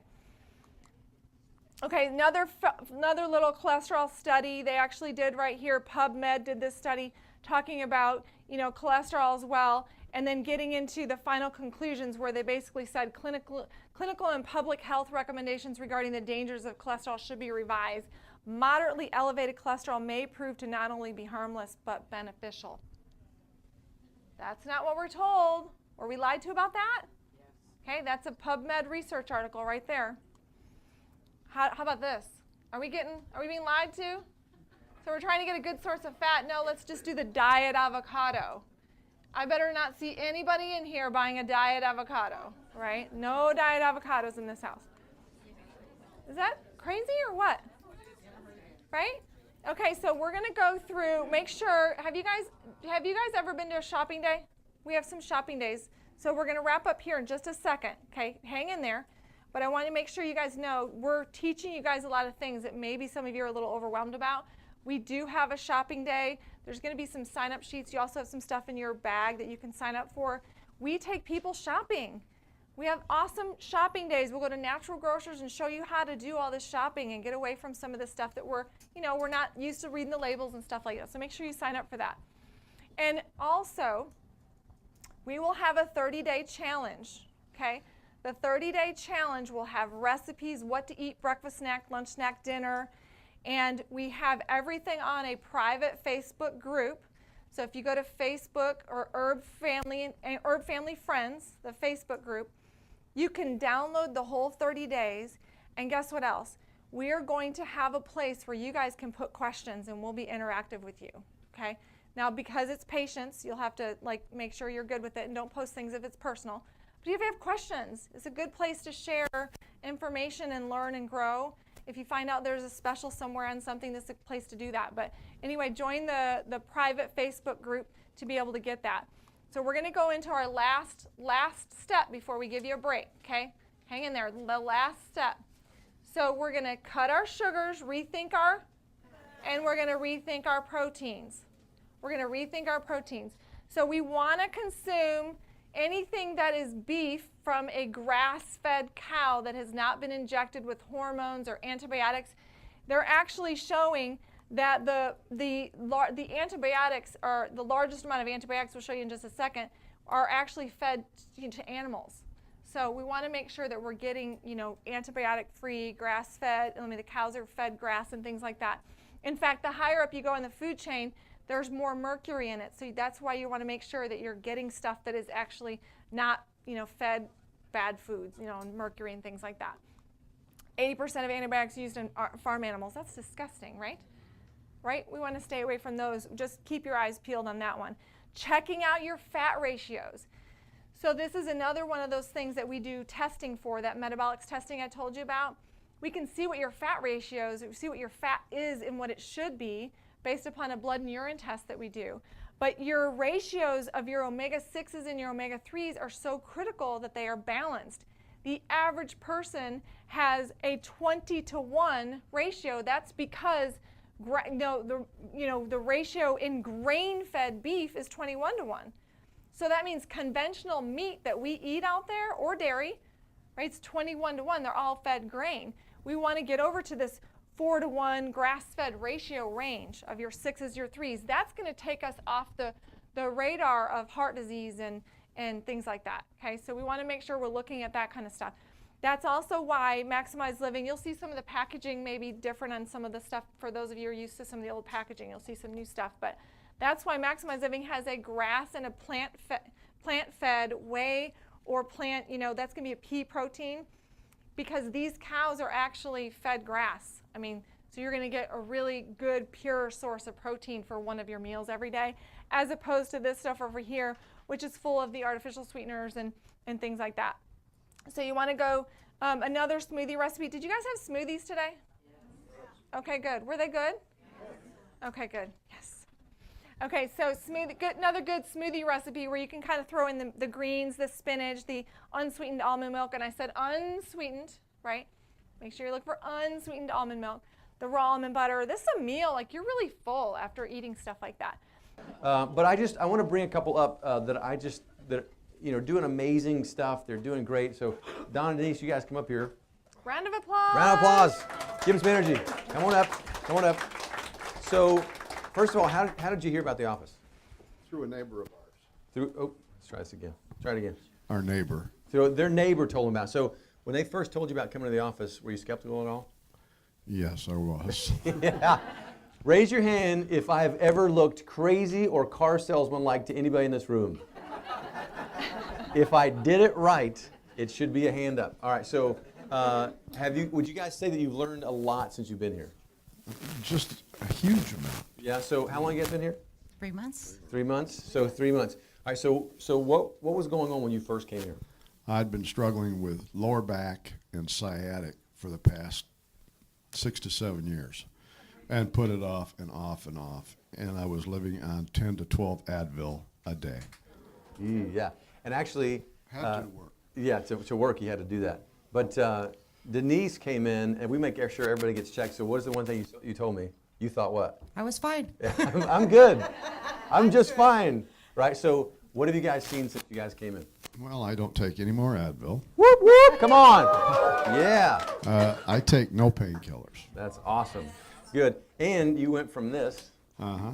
And I've gained 1.5 inches in height. All right. How about that? According to the doctor. Yeah, so for everybody that is vertically challenged and watching this, so I had a patient one time who was Asian who gained 3 inches, literally from what the DMV said, not me. And he started telling friends, and when you're Asian and that gets out, that, like our whole patient base. So we started doing. So what have you noticed since you came here? Well, I'm starting to feel better, actually. When we did the x-ray evaluation, Yes. Dr. Erb didn't know that I was taking medications, and I just thought, no, I'm fine. But as he went down every place he pointed to, I went, oh, that's that medicine, oh, that's that medicine. So I'm working on getting rid of all of them. Amen. And they're doing really, really good. Big round of applause for these guys. Thank you guys so much. You're awesome.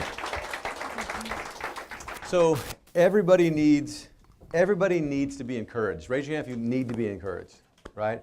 Here, and again, getting encouraged creates different beliefs and thoughts, which creates feelings, which create actions, which creates what? Results, and reaffirms and reaffirms and reaffirms. If you did that all year long, it's going to be a great year.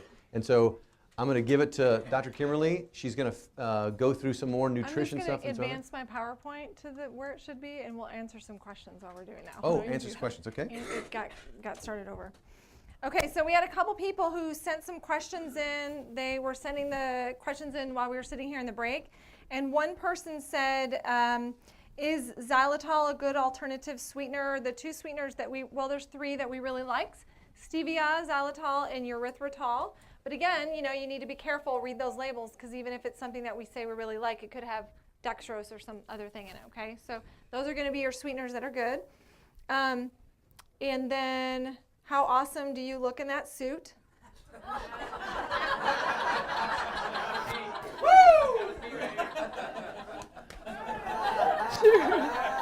Oh my gosh, so silly. Okay, how high does your cholesterol have to be before you should be concerned? I love that question because we actually had a friend of ours that both of our friends actually got some blood work for a life insurance policy. And the blood work came back that their cholesterol was in the 2000s, like the 2000 range. And so, they were shocked. They're doctors like us. They eat and great. So they eat perfect. He bikes 100 miles a week. So they get the results back, and they're like, the test has to be wrong. Like, take the test again. They take the test again. It's in the 2000s. Guess what they find out? They find out that they both had Lyme's. So think about that for a second. Cholesterol acts as a Band-Aid. It's very critical to your body. If you don't have cholesterol acting as a Band-Aid in the case of somebody who has Lyme's, and you take a medication to lower your Band-Aid, metaphorically, right? If you lower it, then what are you doing? You're exposing your nerve supply to limes, and you could die, right? So think about it. The body is doing the right thing at the right time. Now, if you want to know how you're, what's going on with your fats, I suggest you do the metabolics testing. I think that was another question I got in here. The metabolics testing, I haven't been able to get into that much with you guys, but it is a blood and urine test that is brilliant. It's a test to be able to know, what are your fats looking like? Do you have the right ratio of omega-3s and omega-6s? Are you eating the right foods to give you that right ratio? We can test that and see exactly what it is that you're doing and if you're doing the right thing to take you off the radar of a heart attack. That's really what you're worried about, right? Am I going to have a heart attack? Am I going to have heart disease? We'll be able to test that. That's what the metabolics is for. Someone else asked me about metabolics. The metabolics testing and said, tell me a little bit more about the metabolics. And that was the blood part, the urine part, so it's a two-part test. You take it home. You take the tests home, and the test results come back in about 2 weeks, and then we're able to unpack those test results. Now, what I see on the test is I can see if you have a cancer marker. I can see if you were that person that's actually blowing out your receptors over here, blood sugar, and if you're headed to a diagnosis of diabetes. And guess what? You can totally heal it. We can see if you're moving in that direction based upon your lifestyle, and maybe you're not aware of it. So there's a cancer marker, there's a leaky gut marker. Some of you have digestive issues that you're concerned with. And so the digestive issues, we can see leaky gut, we can see irritable bowel, we can see yeast. Some of you are plagued with yeast issues. We can see that on the test results. We can see if your liver functions are not working the way they should. Also, I'm going to get into right now, this whole next section is about toxicity. And there's going to be a lot of things that we're all convicted on, okay? We are not going to arrive. We're not going to get there. It's not going to be something that we're perfect at. But I'm going to get into a lot of things on toxicity. This test will show us what areas you are toxic in and help you to be able to get rid of them, show you how to get rid of them and get them out of the system, okay? Excellent. And really, in some cases, save your life. And again, guys, every time we get to this, people are like, well, how much is the test? And those things. The test is going to go up, and it's not us. The company has to raise their prices because everything's going up. So if you've been waiting for that, please make sure you get that metabolics test today. So I think the tests were $545 today. They're how much? Anyone? They're like $3. You'll see it later today. Something. Yeah. They're in the 300 range, under the 300 range. So check those out. I want to piggyback off that question. At what point do you think cholesterol should be concerned about? I think everybody's a little different. I'd be more concerned about lipid particle size and your triglyceride number, which is your basically blood sugar, because sugar in your blood will oxidize the lipid particles, and oxidized cholesterol is actually more of the cause, right? So it's oxidizing cholesterol. When your sugars are down and doing great, you don't have to worry about it. Also, I want you guys to know about numbers. Numbers is a shell game. Normals are not normals, they're averages, and then if they get enough averages, they say that you should be this. Well, if the average guy's height is 5'8", what are you going to do with me? Cut like 5 inches off the top? Like, you just can't do that. And so let me give you, this is a book called Overdiagnosed. The book's called Overdiagnosed. In it, it says when you changed fasting blood sugar, this just happened, all this is just fairly recently in the last decade. They took what they considered high blood pressure. The number had to be over 140. They took it down to 126. And basically what they did was they created 1,681,000 new cases of diabetes instantly that supposedly have to have some kind of drug or insulin or something like that. They did that for blood pressure.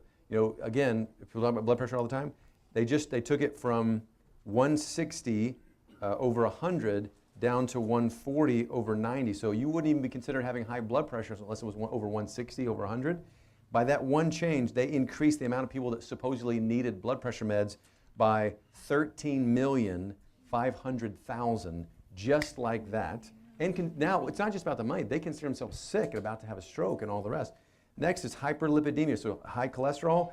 That used to be 300. They wouldn't even say that you have high cholesterol unless it was over 300. Then they changed it to 240. Well, just from 240 down to 200, which is supposedly normal now, just from going 240 to 200, they increased the amount of cases.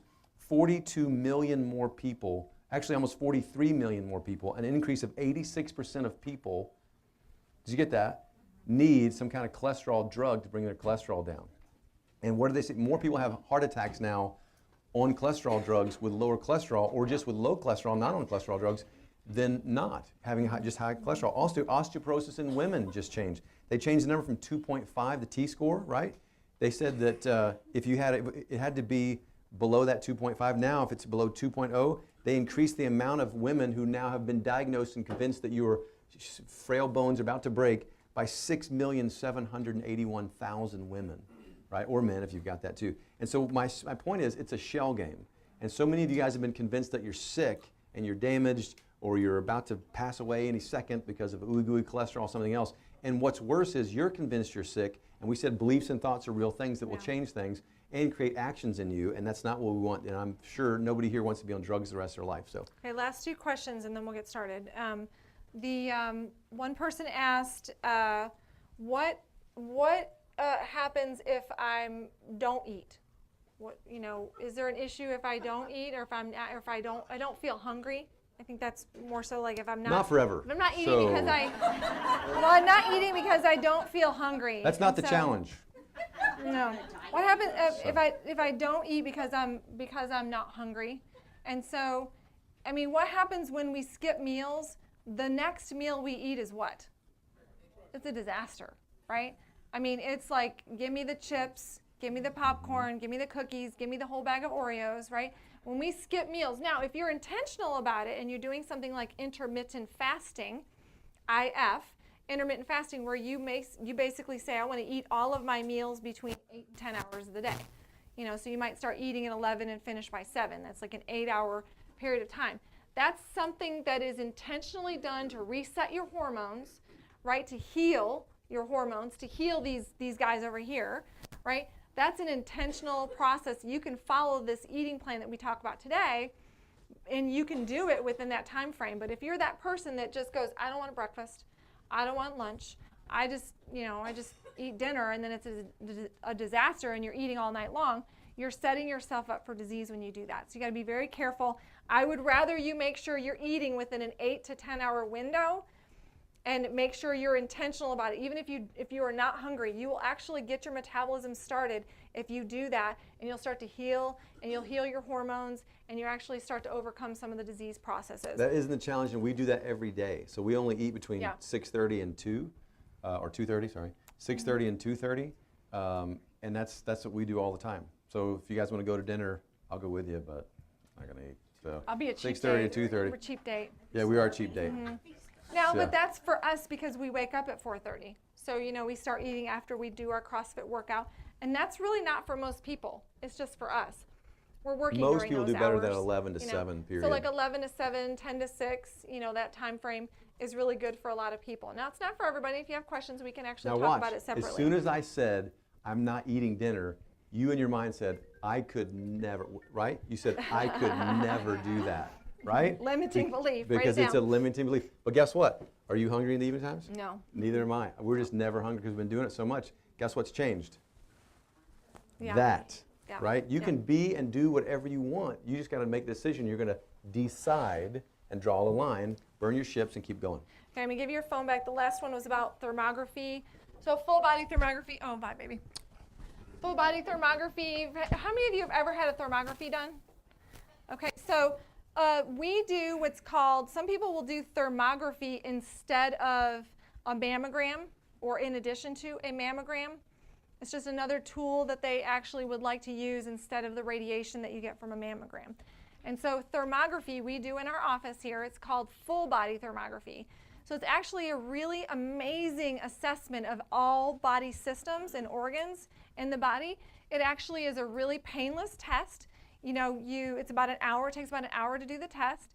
And what you do is we actually have this probe or sensor, and we take it down to through all organ systems. We can see, your pancreas and see different body parts and see what's going on and how well your kidney is functioning. We can measure all of that. It's another, to me, fantastic way to just give you some peace of mind about how are my organ systems working. And then when I get the test results back, I'm able to let you know, give you a strategy and a plan for either the next 3 months if it's a severe one, or the next 12 months. And then we just retest every year. It's just that peace of mind test. I got a test result this past week. It came back and it had autoimmune suspicion, and brain toxicity syndrome. This patient didn't know anything about that. You think you'd probably want to know that? I mean, I got that from the thermography test. So it's just another tool to be able to evaluate. And if you have questions about that, I'll be around afterwards, and so will Dorota back in the back room that way. Did that help? Did that help you guys? Is that good? A couple little questions there. Okay, so we're going to get into the toxicity section that we talked about, and the toxic 5, and just the signs that maybe you need a detox. Okay, so the toxic 5 that we probably want to make sure we take a look at in our home. The first one is going to be our personal care products. So if we think about our personal care products and all of the chemicals that are found in our personal care products, that is why these businesses that are actually starting to grow and develop, like the Coppell, like the John Chambers, and the deodorant that we have in here, these businesses are kind of coming up because we're sick and tired of all the toxins that we're finding in these personal care products that are making people sick. Household products, all the plastics. You guys remember plastics came out, I think it was like in the early 90s, and plastics started to get really popular. These plastics now are really destroying our hormones. We didn't know it. I don't think they knew at the time that this was actually going to be an issue for us. But if you take plastic and you put hot food in plastic, the plastic's going to put phthalates into your hot food, and the next time you eat it, now you have something that is a xenoestrogen that will actually destroy your hormones. So very important, some of the things that we have as far as our household products are then herbicides and pesticides. My daughter, I was telling you guys about the blood and urine test. My daughter, all 5 of us, we tested ourselves at the same time on the same day. That blood and urine test I told you about, the metabolics. We tested all 5 of us. Imagine how fun that was. A blood and urine test. So the blood is really easy. You just a little lancet, you poke your finger and you kind of fill in the little scantron and let the blood dry. The urine you just collect and freeze it, and then we ship everything off the next day. Well, all 5 of us did that on the same day.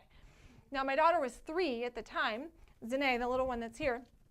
So when we did her test results and we got them back, all of our test results were different. What was very interesting is, you try to do better with each kid, right, moms and dads? Each kid, like the second one, the third, you're like, okay, I got this one figured out. The third one, I'm like, yeah, she made it to 4 without sugar. I thought, man, I'm doing pretty good. She made it to 4 without sugar and didn't want sugar, so that was even better. So we get her test results back, and this girl is 3, has never had any sugar in her body, and she had these 2 very scary toxins. She had 2 very scary markers on her test results. One of them was a cancer marker. 3. My kid, right? A cancer marker, and the other one was a toxicity marker that was as a result of pesticides. Now, how in the world did my kid get pesticides? So I find out that, in preschool, they lay on these mats in the classroom, right? They have one classroom where all the kids will take their naps. They don't nap, but, they lay on a mat. What they do in that school is they spray all of the rooms, and the kids are breathing in the pesticide. So my littlest one, who I thought I was doing the best with, no sugar, gets adjusted all the time, had a cancer marker. Now that's kind of scary. And what's even scarier is that the #1 cause of death in kids is cancer. Now it's happening because of the chemical overload that we're getting. That's what's happening, okay? So now we took her through a process. I got her test results back, and I took her through a detox process. And over the course of 90 days, we retest and we're clear. But in addition, I went back and talked to the teachers of the school. Now, they don't like that very much. And she wasn't there much longer after that. But my point is, I think we need to speak up, right? We got to say some of these things. We got to, people are not informed. They don't know better. I get a test result back and it shows me someone's got mold toxicity. I'm not going to just, not say anything. I'm going to tell the person they need to go back. Your workplace has mold. Your test showed that you have mold toxicity. That's why one of the causes of your illness. So you guys see what I'm saying? Like, this is really important to make sure that we do something about it. We test, that's the metabolics, and then we retest that everything's clear, okay? So I took her out of the environment, made sure to talk to the school about it, but that was one of the action steps that we did, and I think we took my daughter off the radar of ever getting that, right? Pretty exciting. We dodged a huge, scary bullet that most people would be kind of freaking out about, but that's why I'm glad that we do this type of testing, okay? So cookware and plasticware. Cookware is another one. We're actually using those, what are the pans that most people cook with?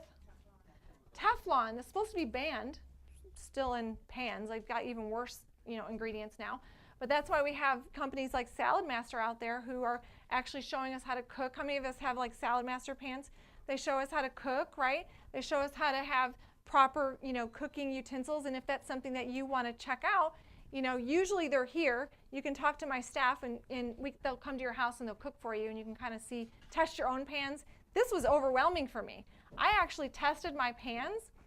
I thought that I bought my pans from Mercola and they were the best.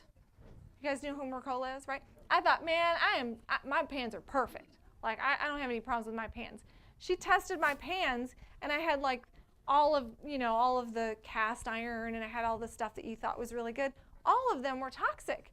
And so it was really overwhelming for me. And so if you cook 3 meals a day in those types of pans and that's what we're eating, well, no wonder another toxicity marker, in issues that we might have. And then plastics, the same thing. So some of the symptoms that we're getting from all of this area of toxicity is we're getting a lot of energy zappers, right? Just, we're fatigued, right? Anybody feel that kind of like, I don't know why I'm so tired. This could be a toxicity thing. Could be it's not in your mind. Could be a toxicity issue. What about the stubborn weight loss? You've tried everything. You're eating really good. Nothing's coming off. It could be because of toxicity. We'll show you that in a little bit.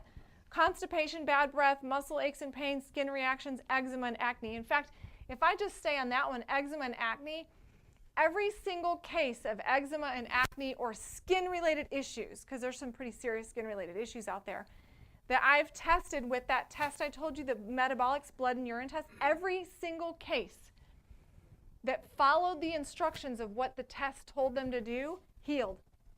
I had people in here that I tested that they were exposed to, one guy, he actually did pools for a living.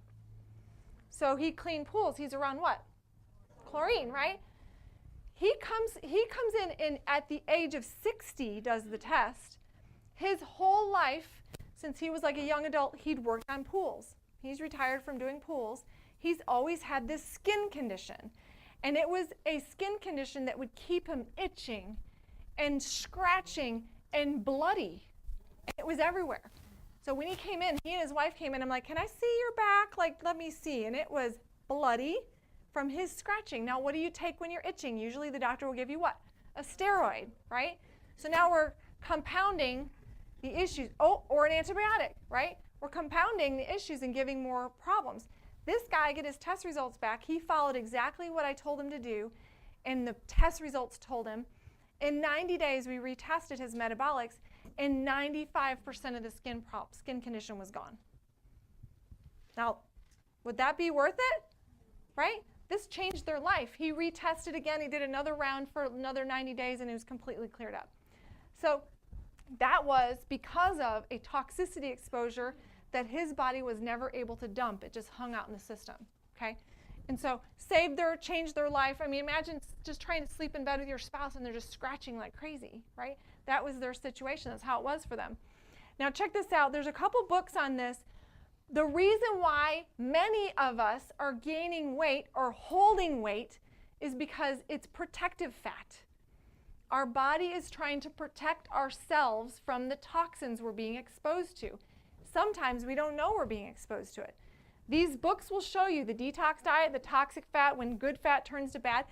This stuff is telling us the body, because toxins are stored inside fat cells. If this is my fat cell, however many toxins I have, I'm going to hold on to these fat cells until I what? Remove what? I remove the toxins, okay? Now, case in point, when after I had Zoe, 15, whatever, she's 15 now. So I've been on this product, I don't know if we have it up here, this product right here, Detox System. So when I was on this product, I actually started this product after I had Zoe, and I was feeling frustrated. I'm like, I know how to lose weight. Now come on.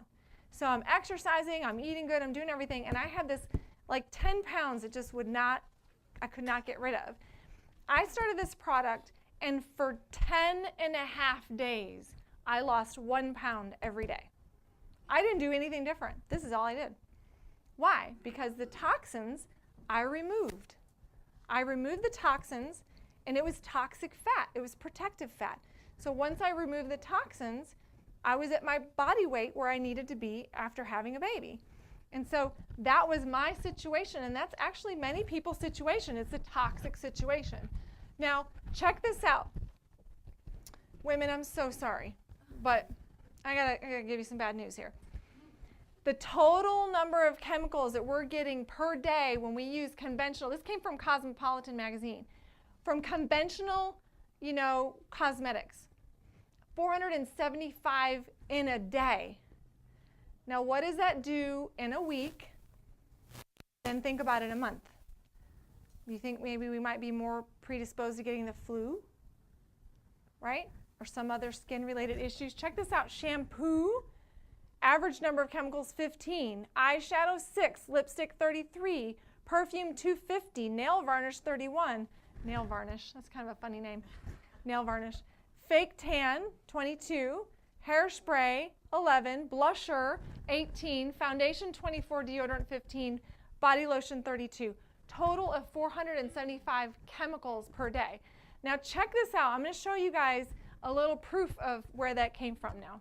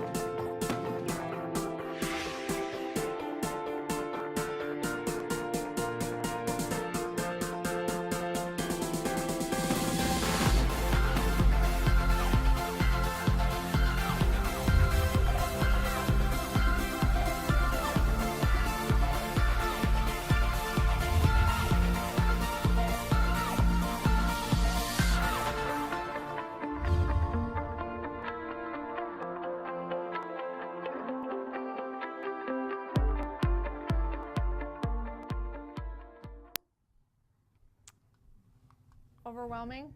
Was that kind of overwhelming? Was that, yikes. Now remember I told you you're gonna wanna go home and burn your house down. I'm trying to give you, one of the 5 essentials is essential number 5. Minimize what?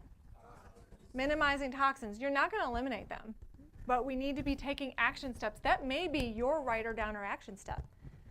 Go through your makeup, right? Go through your lotions, your facial, your skin. Go through that. We have, there's quite a few things like the vendors in the back with the deodorant. Right away you can change your skin, things you can right away change. We've got some vendors back there that can help you with that. Your pesticide sprays you can change right away, right? I think Beauty Counter, we have a little information at our booth in the back about Beauty Counter is one. I think Brenna posted something about a makeup that they have on Target that's actually really good. If you check out our Facebook page, the Herb Family Wellness Facebook page, I think she posted something about some makeup. So this is something we're gonna have to take some action steps on because this is really an overwhelming amount of chemicals. Now, the detox system is that product I told you about, okay? And the important thing to know is that there's 2 bottles in here. This is a cellular detox, not a colon cleanse. I know many of you have done colon cleanses where you're running back and forth to the toilet. This is not that. This is a cellular cleanse, because when we put this stuff in, it's getting into our cells. This first bottle, the cell detox, is the one that cleans your cells. It's going to bind the toxin, and then the body detox is the one that's actually going to safely remove it out of your body every day. Now, typically what you do is you take this one in the morning and this one before bed, okay?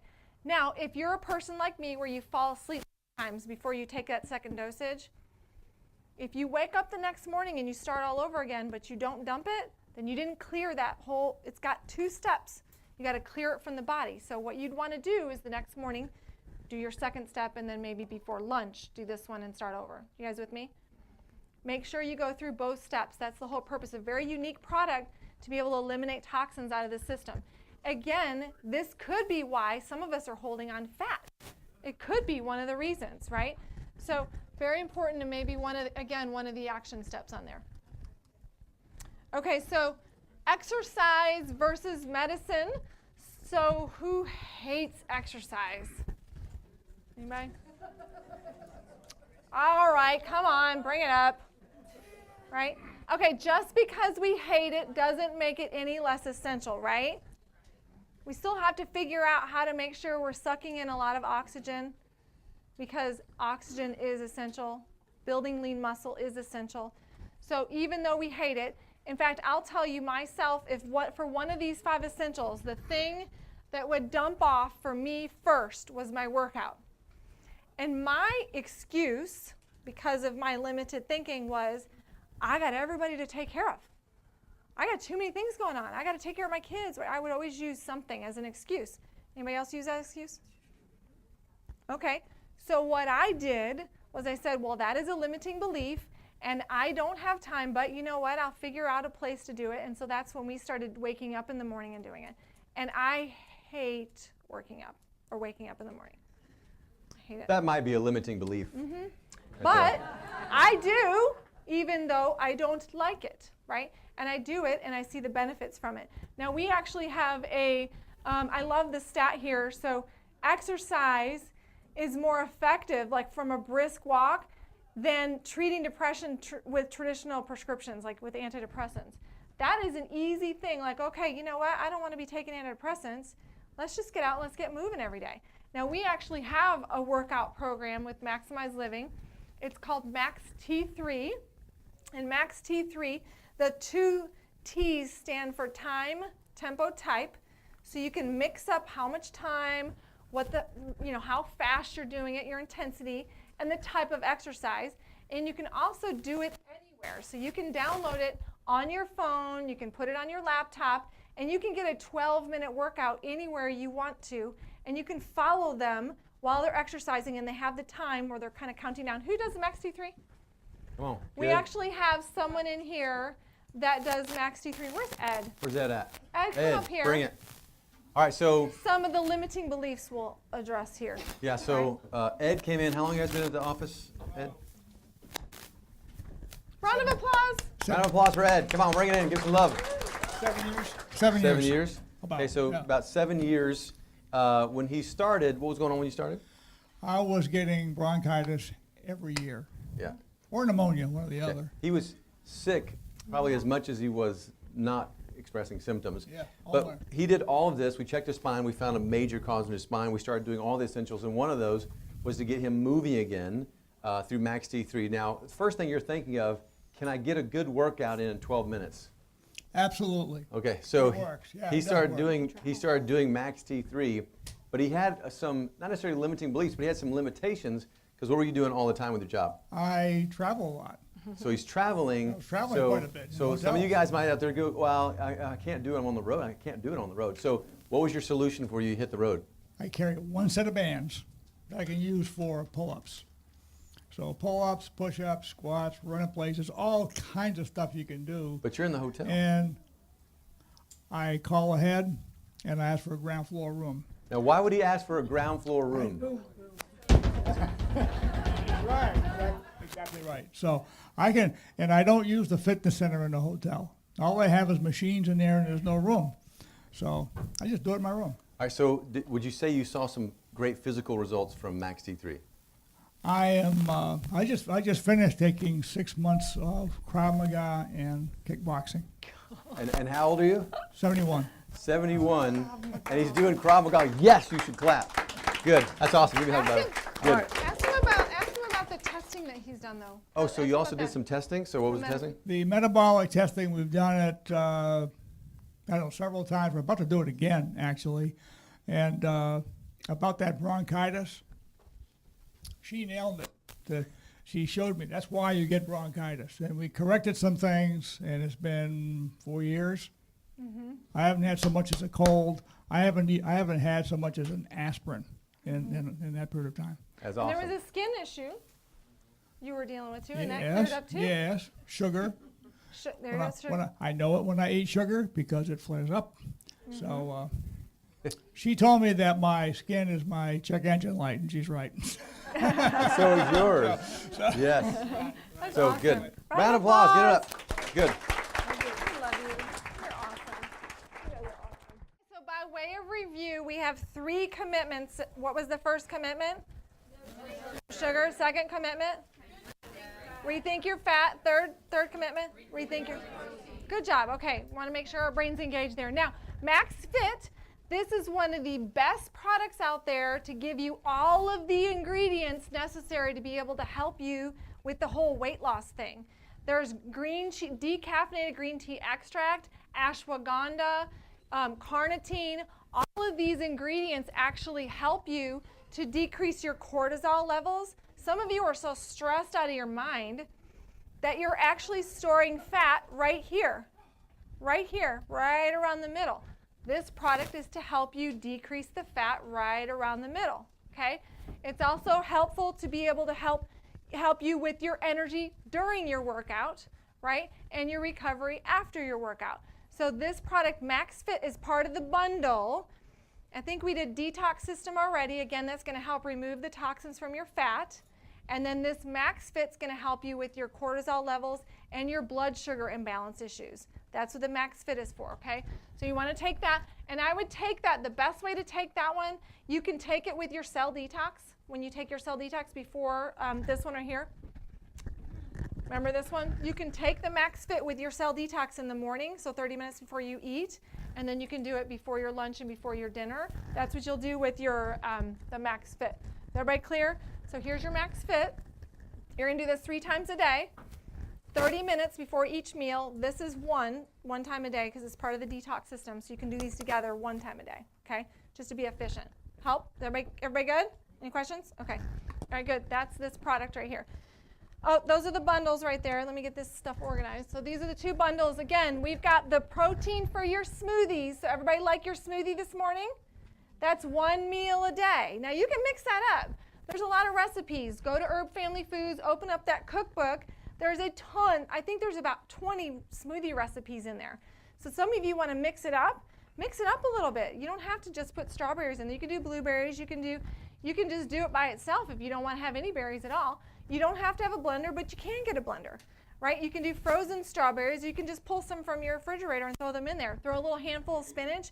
In fact, I did not like spinach, but I knew spinach liked me, so I had to learn to like it. So I actually started learning to like spinach by putting it in my smoothies, and now I'll actually eat it whenever because I know it's something good for me. It's a principle, it's a law, so I'm gonna follow it if it's a principle and a law.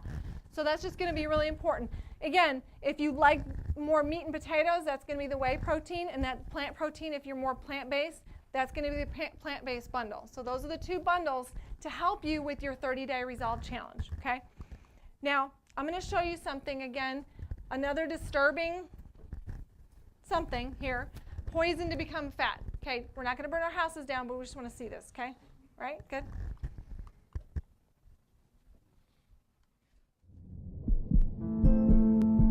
What if this baby is already irreversibly programmed to be a fat 40-year-old? What if something is happening to our children prenatally that is programming all of us to be heavier than we should be? What if, over generations, we are actually altering our species' ability to stay slim? No matter how hard we try. scientists studying obesity have begun to suspect that there's something more at play here than just calories in and calories out. There are chemical agents that we encounter which can change how our body responds to calories. If you give low doses, you do end up with fat mice. New evidence suggests that what's making us fat is not just modern lifestyles, but also modern chemicals.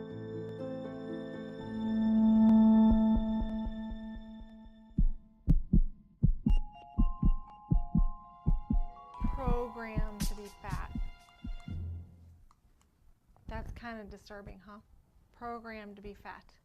That video. Look at the kids around us now. Like, they're way heavier. Dr. David hit it on the percentage of obesity that we have in here. So we are actually, with all these chemicals that we just talked about, the body's doing the right thing, right? The body's doing the right thing by holding fat on there. But we don't want this stuff on us. So that's why we do things like the detox system, right? So even like this study right here actually talks about obesogens. Everybody say obesogens. Obesogens was an environmental link to obesity, and this study just talked about how you're actually, even with your low-end body or BMI index, with all these chemicals, the environmental chemicals, it's triggering us to be gaining weight. So this study really, he actually talked about the researchers are gathering convincing evidence of chemical obesogens that are found in dietary, so we got genetically modified, right? All the genetically modified organism food, pharmaceutical, all the medications. Guys, we don't want to take all these medications. We really want to get to the cause, right? We don't want to be taking all these medications. So dietary, pharmaceutical, and just industry compounds that are messing up our metabolic processes and predisposing us to gain weight. Now, they said that the average umbilical cord, they tested now, umbilical cord after birth, and they're finding that we have over 200 chemicals in the umbilical cord at birth. Now, that wasn't like that 40 years ago. So that's why I'm saying that the kids are being exposed to so many chemicals because mom's being exposed to so many chemicals now. And so we're setting ourselves up, even at a very young age, with these obesogens, and the studies are showing it. Now, BPA, everybody's heard of BPA, right? So everybody's heard of BPA. Hard plastic water bottles, we're starting to kind of, they're starting to talk about BPA-free, things like that, but we still have BPA issues in our recycled papers, coffee cup lids. So you go to your favorite coffee shop and the coffee cup lid has BPA, so the heat, causes the heat to the lid on the inside, and then it drips back down into your coffee cup, right? So we're getting BPAs in our coffee. We're not even trying to. So the lids, dental sealants, canned foods, toilet paper, and credit card receipts. You don't want to handle receipts, guys. They have all kinds of toxic chemicals in them, these receipts. So why should we ban BPA? It messes with our insulin, causes insulin resistance, chromosome damage, egg damage, low sperm count, breast cancer, prostate, growth, early puberty, hyperactivity, all these types of things. So just be making sure you're looking at your cans that they say BPA free. Just be real intentional about that because this stuff is really dangerous. They did a study on what it does to your endocrine level, that what are endocrine disruptors, and all these chemicals actually destroy your endocrine levels. And so you want to know why we're all screwed up, with our hormones and why we're doing all this hormone replacement stuff. You can keep on putting in hormones, right? And every time you go in, you get your levels tested, and they keep putting in more. But if you don't get to the cause of why your hormones are low or trashed, the low T and you guys follow me? All these hormones that are being destroyed. If you don't get to the cause of it, you're actually never going to get well. You're end up developing a disease of some kind. You're end up developing and building something. So we got to look at the things that destroy our hormones. That's going to be pesticides, herbicides, the BPA, pharmaceuticals, dietary, phytoestrogens, all these things. So the EDCs may have, the endocrine disrupting chemicals, they have organizational effects during development.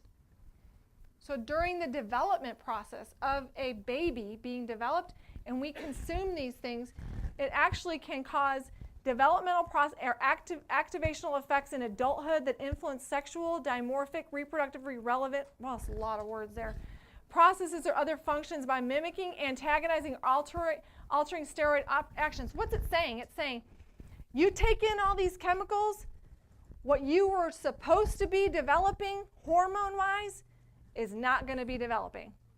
It's going to be altered. You guys see, can you see this is kind of a big deal. We're having challenges in that department right now, but that's been going on since all this plastics, BPA stuff, chemical stuff came out. So even if you take a look at the estradiol, like the hormone, like the structure of it, and you look at DDT, which is the stuff, they're kind of still doing DDT, even in New York City, bed bugs are doing that. DDT, look at the structure. It mimics it. These chemicals are so similar in their compound to our own hormones, that's why they call them xenoestrogens. Say xenoestrogens. Xenoestrogens are these chemicals that we're talking about right now that mimic our own natural hormonal processes. That's what makes them so dangerous. Now, I know we're concerned about gluten, guys. We're concerned about gluten. But there's some other issues that we need to be more concerned about. Check this out. If it's being used so much, do we know how much people actually ingest from the food that we eat? I mean, you hear the whole spectrum saying, you know, rinse off your food and it's fine, to, you know, be careful what you eat, the clean 15 and all that. Do we know how much we're actually getting into our body? Well, we know that, start with, it's a systemic chemical. Okay. Just like 2,4-D. It's taken up, and that's what's made it such a popular herbicide, is you can squirt it on the plant, and it distributes throughout the plant then, moves down into the root system, and then about 15 to 20% will move out into the soil for that antibiotic activity there. So that anytime you're eating the food, you're going to have glyphosate in it if it's been sprayed with it, or if it's taken it up from the soil, because it's a systemic chemical. It accumulates in the root tips, shoot tips, and the reproductive structures. Well, those are the things that we eat. We know that our levels in the surveys that have been done, and they're be nice to have a lot more data, but we know that our levels are anywhere from 16 to 160 times what they are in Europe, where they don't have the genetically engineered crops grown. They do import soybeans and feed it to the animals. But glyphosate also accumulates in the bones, in the muscle, the heart, the brain, liver, kidneys, so that you have even 160 times more glyphosate in breast milk than you have in the urine. So that it's accumulating in the body.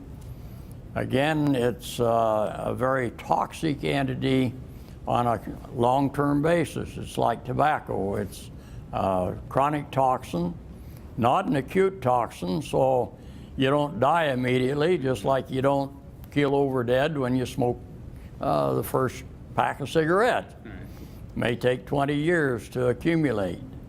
If you look at the epidemiological data and the clinical data that we're seeing now that's being published, it's a lot faster than we anticipate.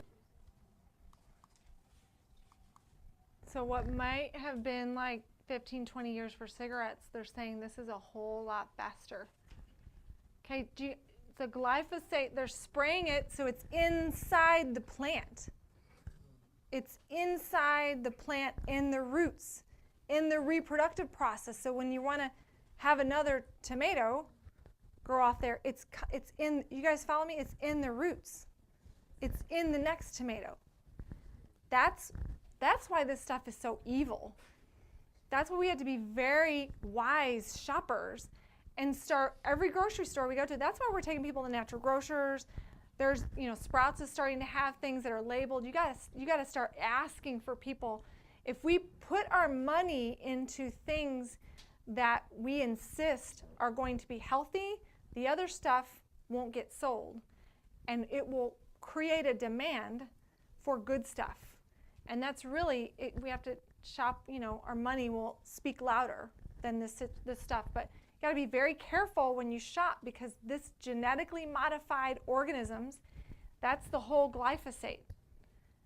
I do that. I told you about the metabolics testing. In the past 2.5 years, I've seen more cases of hepatitis and leaky gut syndrome and digestive problems, like celiac. You guys probably have too, right? Have you seen more issues with that? I've seen more people suffering with that, and I'm telling you, it's the genetically modified. It's genetically modified. We are turning on genes that were never meant to be turned on, and we are creating diseases we were never meant to create because of this whole process. So be very careful when we shop. I would like to say we can have our own gardens, but unfortunately, when you start having your own garden, the town decides they want to spray for bugs, and your garden gets covered with spray. So it kind of, I don't know what the answer is, but we've got to shop differently. Okay, we've got to really shop differently. It's very dangerous. We had things like Frankenfood. I mean, they're injecting 3,000 chemicals, 3,000 food additives in our meat. And so, the cows are eating this stuff that's sprayed with glyphosate, and then we eat the cow, and you see how girls are actually starting their period at 8 years old. They're starting to develop fully at 8 years old. That's not how it's supposed to happen, but it's because we're really screwing with our hormones. We're messing and trashing our hormones. You check out this strawberry, again, just talking about labels. Like the ingredients of the shake you guys just had, there were 4 ingredients. You had a strawberry, organic. You had stevia that didn't have dextrose in it. You had perfect, the grass-fed protein, right?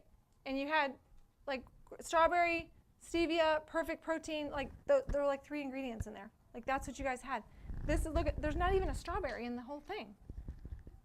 This is what we have out there. We got to be careful with this stuff. You can make this stuff at home. I actually have this demo of the Lunchables. You guys seen the Lunchables out there? That's been there a couple years. It looks exactly the same way it did when you first bought it. There's no nutrient value to it. But this Lunchables, I mean, no nutrient value in it. It still sits there and there's no mold on it. You can check it out. Somebody actually reached in there and tried to eat one of the crackers in there. Anyway, I don't think they liked it. I don't know. Maybe they did. So another study here of pediatricians. Do you guys enjoy the science on this? There's a lot of science in here. So food additives, especially colorings, have been linked to all types of neurological and behavioral disorders, as well as many others. So they got the Journal of Pediatrics and Child Health talking about all these ADD, ADHD kids having problems with learning disorders. Listen, we got to look to this. These are easy things that we can change in feeding our kids to be able to help them. Now, we did a demo in the office of this. We put like an organic apple out. You guys should do this for yourself. Put an organic apple out with no chemicals sprayed on it and put a conventional apple. Now, what's going to happen is the conventional apple, after a couple weeks, is going to look exactly the same. But what should the organic apple do? It should rot if it's live, because all things that God created are programmed to die. So you don't want to put this dead stuff that's full of chemicals in there, but we're kind of tricked a little bit because when we see it in the grocery store, it looks nicer, right? So you got to be real careful with this. But this is a good experiment. I even do this at home for yourself. Check out this research article. Cancer is preventable disease. It requires major lifestyle changes. Well, that's encouraging, right? Cancer is preventable. We just got to make some changes. We just gave you a whole lot of really amazing things to make changes to actually prevent and overcome some of these things. In fact, if you check out this right here, this environmental carcinogens, the ring around the circle shows you all the cancers. Okay? So all the cancers that have environmental triggers to them. So if you look at testicular cancer, we got our environmental organic pollutants. We got sarcomas and lymphomas, dioxane. We got kids' leukemia, pesticides. Lung cancer, polyaromatic hydrocarbons. All these chemicals have a major cause and impact on these different types of cancers. So now what we want to get into is what road are we going to be taking? And are we headed in the right direction? We want to know, are we headed in the right direction? Oh, Julie, yeah. So Julie, come here. Let's talk about Julie. Say, everybody clap for Julie. Julie, give her some love. Whoa, whoa, whoa, whoa! That was crazy. That was like a golfer's clap at the end. That was nuts. Let's give Julie some love with some Ric Flairness. 2 claps and Ric Flair. It's not bad. Okay. Okay, right. so Julie is actually on this journey, right? And so we want to share with you guys kind of Julie's journey and how she's doing actually in this whole process. So tell us about how long you've been here. You want me to take Yeah, go ahead. Okay. How long have you been here? I've been here 6 months. Okay. Is our mic working? I don't know if it's working. Not working? Close. Get it close. Maybe I've we been need here you need to turn it on. Just right there. Just one time. Power, baby, power. I've been here 6 Yay! months. Okay, 6 months. Okay, so you've been here 6 months, and before you came in, what was going on in your health? What was your major? Give us your major health. Well, I was definitely hopeless. I've been in this industry for about 14 years now, so I've known kind of the miracles what chiropractic can do because I lived it. And about, I guess, 4 years ago now, I got diagnosed with a tumor on my spine growing down my sciatic nerve. And so in that process of trying to figure out what to do, other chiropractors would not treat me because they didn't really know what to do. And medical doctors wanted to put me in surgery to remove the tumor, but that's against everything I believe in, so I didn't do it. So I did nothing, which my health spiraled downward. And actually, at my worst, I was in a wheelchair. I couldn't feel my foot, couldn't put any pressure on my foot at the same time. So fast forward to now, I'm at the herbs. And it's, God kicked me in the butt and said, don't let your gifts go to waste anymore, and I just got up and I just, found hope. And so I found the herbs. I've been going through treatment. And when I met them, I got hope, which is the first step, I think, okay? And then I've been going through the process of being a patient and actually can feel my foot now. So I still walk a little funny, but I'm walking better every day. I mean, I'm going through it as a patient. I've lost 35 pounds and 33 inches. So I feel better than I felt in years. And my goal is to actually do CrossFit with them. So, and I know I'm going to get there. There's no doubt in my mind. So it's amazing stuff. I also just did metabolics testing. And did you need to do anything? Did you have any areas you need to work on? So definitely. I mean, and so I'm going through that right now, and it's just been amazing, that detox process. So I'm doing intermittent fasting. So, I mean, it's just amazing stuff. We're all Beautiful. somewhere along the way, but isn't this exciting? This is, this is exciting. So thank you, Good. Julie. Thank you. Love that. Thank you. Sure. Fill them out. Everybody look at this picture for a second, and then keep writing. So get your phones out. I want you to get lots of tickets. I want everybody to have a greater chance to win. These, because we're going to give away the big ending prizes, the metabolics prize at the end and all the rest. But this picture is probably my favorite picture I've ever had of anything of being in practice the last 20 years. And it's not a joke. It actually is a pretty cool picture with a black background. It actually shows my heart. And you can't see my physical heart, but you can see my emotional heart in that picture. And this for me is the most quintessential picture of me that I can possibly show you. Because this is me with the most innocent of the innocent. And let me just tell you, your Father in heaven looks at you exactly the same way, no matter what age you are right now. And this is a newborn baby getting their first checkup. And she needed to be adjusted, and she got an adjustment, and it was as light as you can possibly imagine. If you've ever seen me adjust a newborn, you know it's so light you can't even tell when I did it. But that adjustment changed this little girl's entire life. And this little girl had a sister, and we adjusted her. And they're 14 months apart. They're Irish twins. So they're 14 months apart. And that family and the mom and the grandparents and these girls have been getting adjusted since this day. And yesterday, I adjusted the girls and the family again on my day over at Southlake at our other office. And this is the picture from yesterday. And what this does is the same thing I wanted to do in your life. Where this baby was headed is where most babies are headed. And most babies without this are headed to a medical end, a medical lifestyle, a medication lifestyle, bankruptcy lifestyle, dying early, hurting, being convinced that that's what happens when you're 30 or you're 40 or you're 50, that your joints break down. This is where this baby was headed. Now these babies are headed in an amazing direction. They're never sick. When we took this picture yesterday, I told them I was thinking about using this. The grandmother just went off and she was like, these are the healthiest kids that you'll be able to find on the face of planet Earth. These are maximized living kids. These are Herb Family Wellness kids. They're just freaks with their health compared to other ones. But it's not that they're freaks because they are freaks. It's because how unhealthy everybody else is. And as soon as you see that, guess what? Can you see, look at this team. Look at these volunteers. This is the heart of every single person in this room. That we want you, even if we're not starting out at this age, we want you to have this. At whatever level, whatever possibility is there, we want you to have that. In fact, I honestly think most of the time, this team wants that more than most people do. But that's okay. I would rather be associated and have people lead me that care more about me than I do sometimes. But I can tell you, it only happens when you take action. You know, again, I go back to Henry Ford. He said, whether you think you can or you can't, you're right. Yeah. And one of the reasons that I think the biggest part of today for you was getting in between these two pieces of flesh here is because you've convinced yourself what's possible and what's not possible. And you have to leave with a Branson today. Everybody say Branson. Branson. You have to leave with a Branson today. I hope that before you will even, I'll stay late if you need me to, but I do not want you to walk out that door without having at least some idea of something you're in training for, a Branson. And then I also don't want you to walk through that door and go back to that parking lot or go back to your car without identifying some limiting beliefs that you know you have. Just like my mom with her basketball knee or your age or you're not a morning person or whatever it is, I want you to get two down.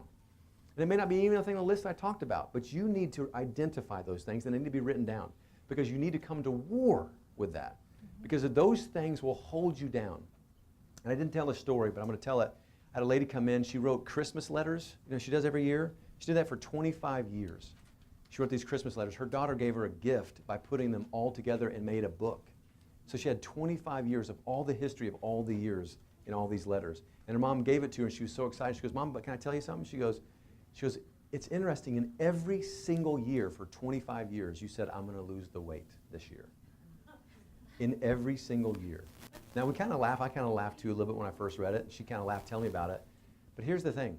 The definition of hell in Greek mythology is the guy that has the boulder that's bigger than him and he rolls it all day long up a hill through pain and suffering to get it up and then it rolls back down and he has to repeat it every day for eternity. That's what hell is. Nobody here wants to have the same year next year or this year that you had last year. And we don't want it for you either. But the only way it'll change is not because you finally discipline yourself into getting up. Until you finally, twist your arm verbally, personally, whatever, masochistically, to get yourself to stop eating sugar. The only way that happens is if you have something big enough to live for, a Branson or something in training, that you break through some limiting beliefs and you actually get some affirmations that start to change you and add to you and you love yourself enough to do it. Can you hear me? Mm-hmm. That starts with a journey. If you've been, watch this, if you've been in my office for under a year, raise your hand up. Under a year? Good. Okay, now put it down. Over a year. Okay, that's amazing. Over 2 years. Okay, down. Over 3 years. Over 4. Now just hold them up. 5, 6, 7, 8, 9, 10. Listen, I'm going to start crying. 11, right? How many? 12? 11 or 12? Listen, all journeys start with one step. Okay? If you're a guest, today's your day. We're going to have such a good time. I can't wait to sit down with you. I can't wait to lead you and encourage you, and this whole team can't wait to be part of that journey with you. But if you're a patient, whether you're a patient or a guest, this journey starts again today, doesn't it? Mm-hmm. Right? So for 1 month, we're going to have a challenge. And I want every single person here to play what? Hard, but also to have what? Fun. And listen, this is where we get together as a community. Zebras don't last long in Africa by themselves. So be part of the community. Show up. Show up for Saturday. Show up for the workshop. Show up for the doctor's shop with the doc. Call us. Get on Facebook, the Herb Family Friends. Get on Herb Family Foods and get some more recipes. Reach out. Be part of this. Get an accountability partner. This is a good time, and this is a good time to restart if you've done something similar to this in the past. and come to stuff, and we're going to pray it up. So if you would bow your heads. So Father, we just thank you so much for today. Thank you for a great group of people and all of us coming together as a community of people, that we're all friends in this family, we're all brothers and sisters, no matter what part of the world and what walk of life, that we're all brothers and sisters. And I ask, God, that you would bless the minutes that were had today, that it's not information, but it's revelation, then it's applied, that it's miraculous revelation, so that every single person here experiences you in a new way, has miracles, signs, and wonders that bring evidence, Father, to an entire world to make them believe more, feel more, take action, have results that should be results. So, Father, we just love you and praise you. Thank you for freedom that you're creating. Bless them as they go from here. Bless the next month as we all stretch, as we move through knotholes and limiting beliefs. Help every single person go away with their thing they're training for, their Branson. Help them break through their limiting beliefs. Help them have affirmations that you give them, who you know they are to be, Father. So just, we love you, we praise you, we ask all these things in Jesus' name. Amen. All right, thanks Bless for being here, everybody. Bless you guys.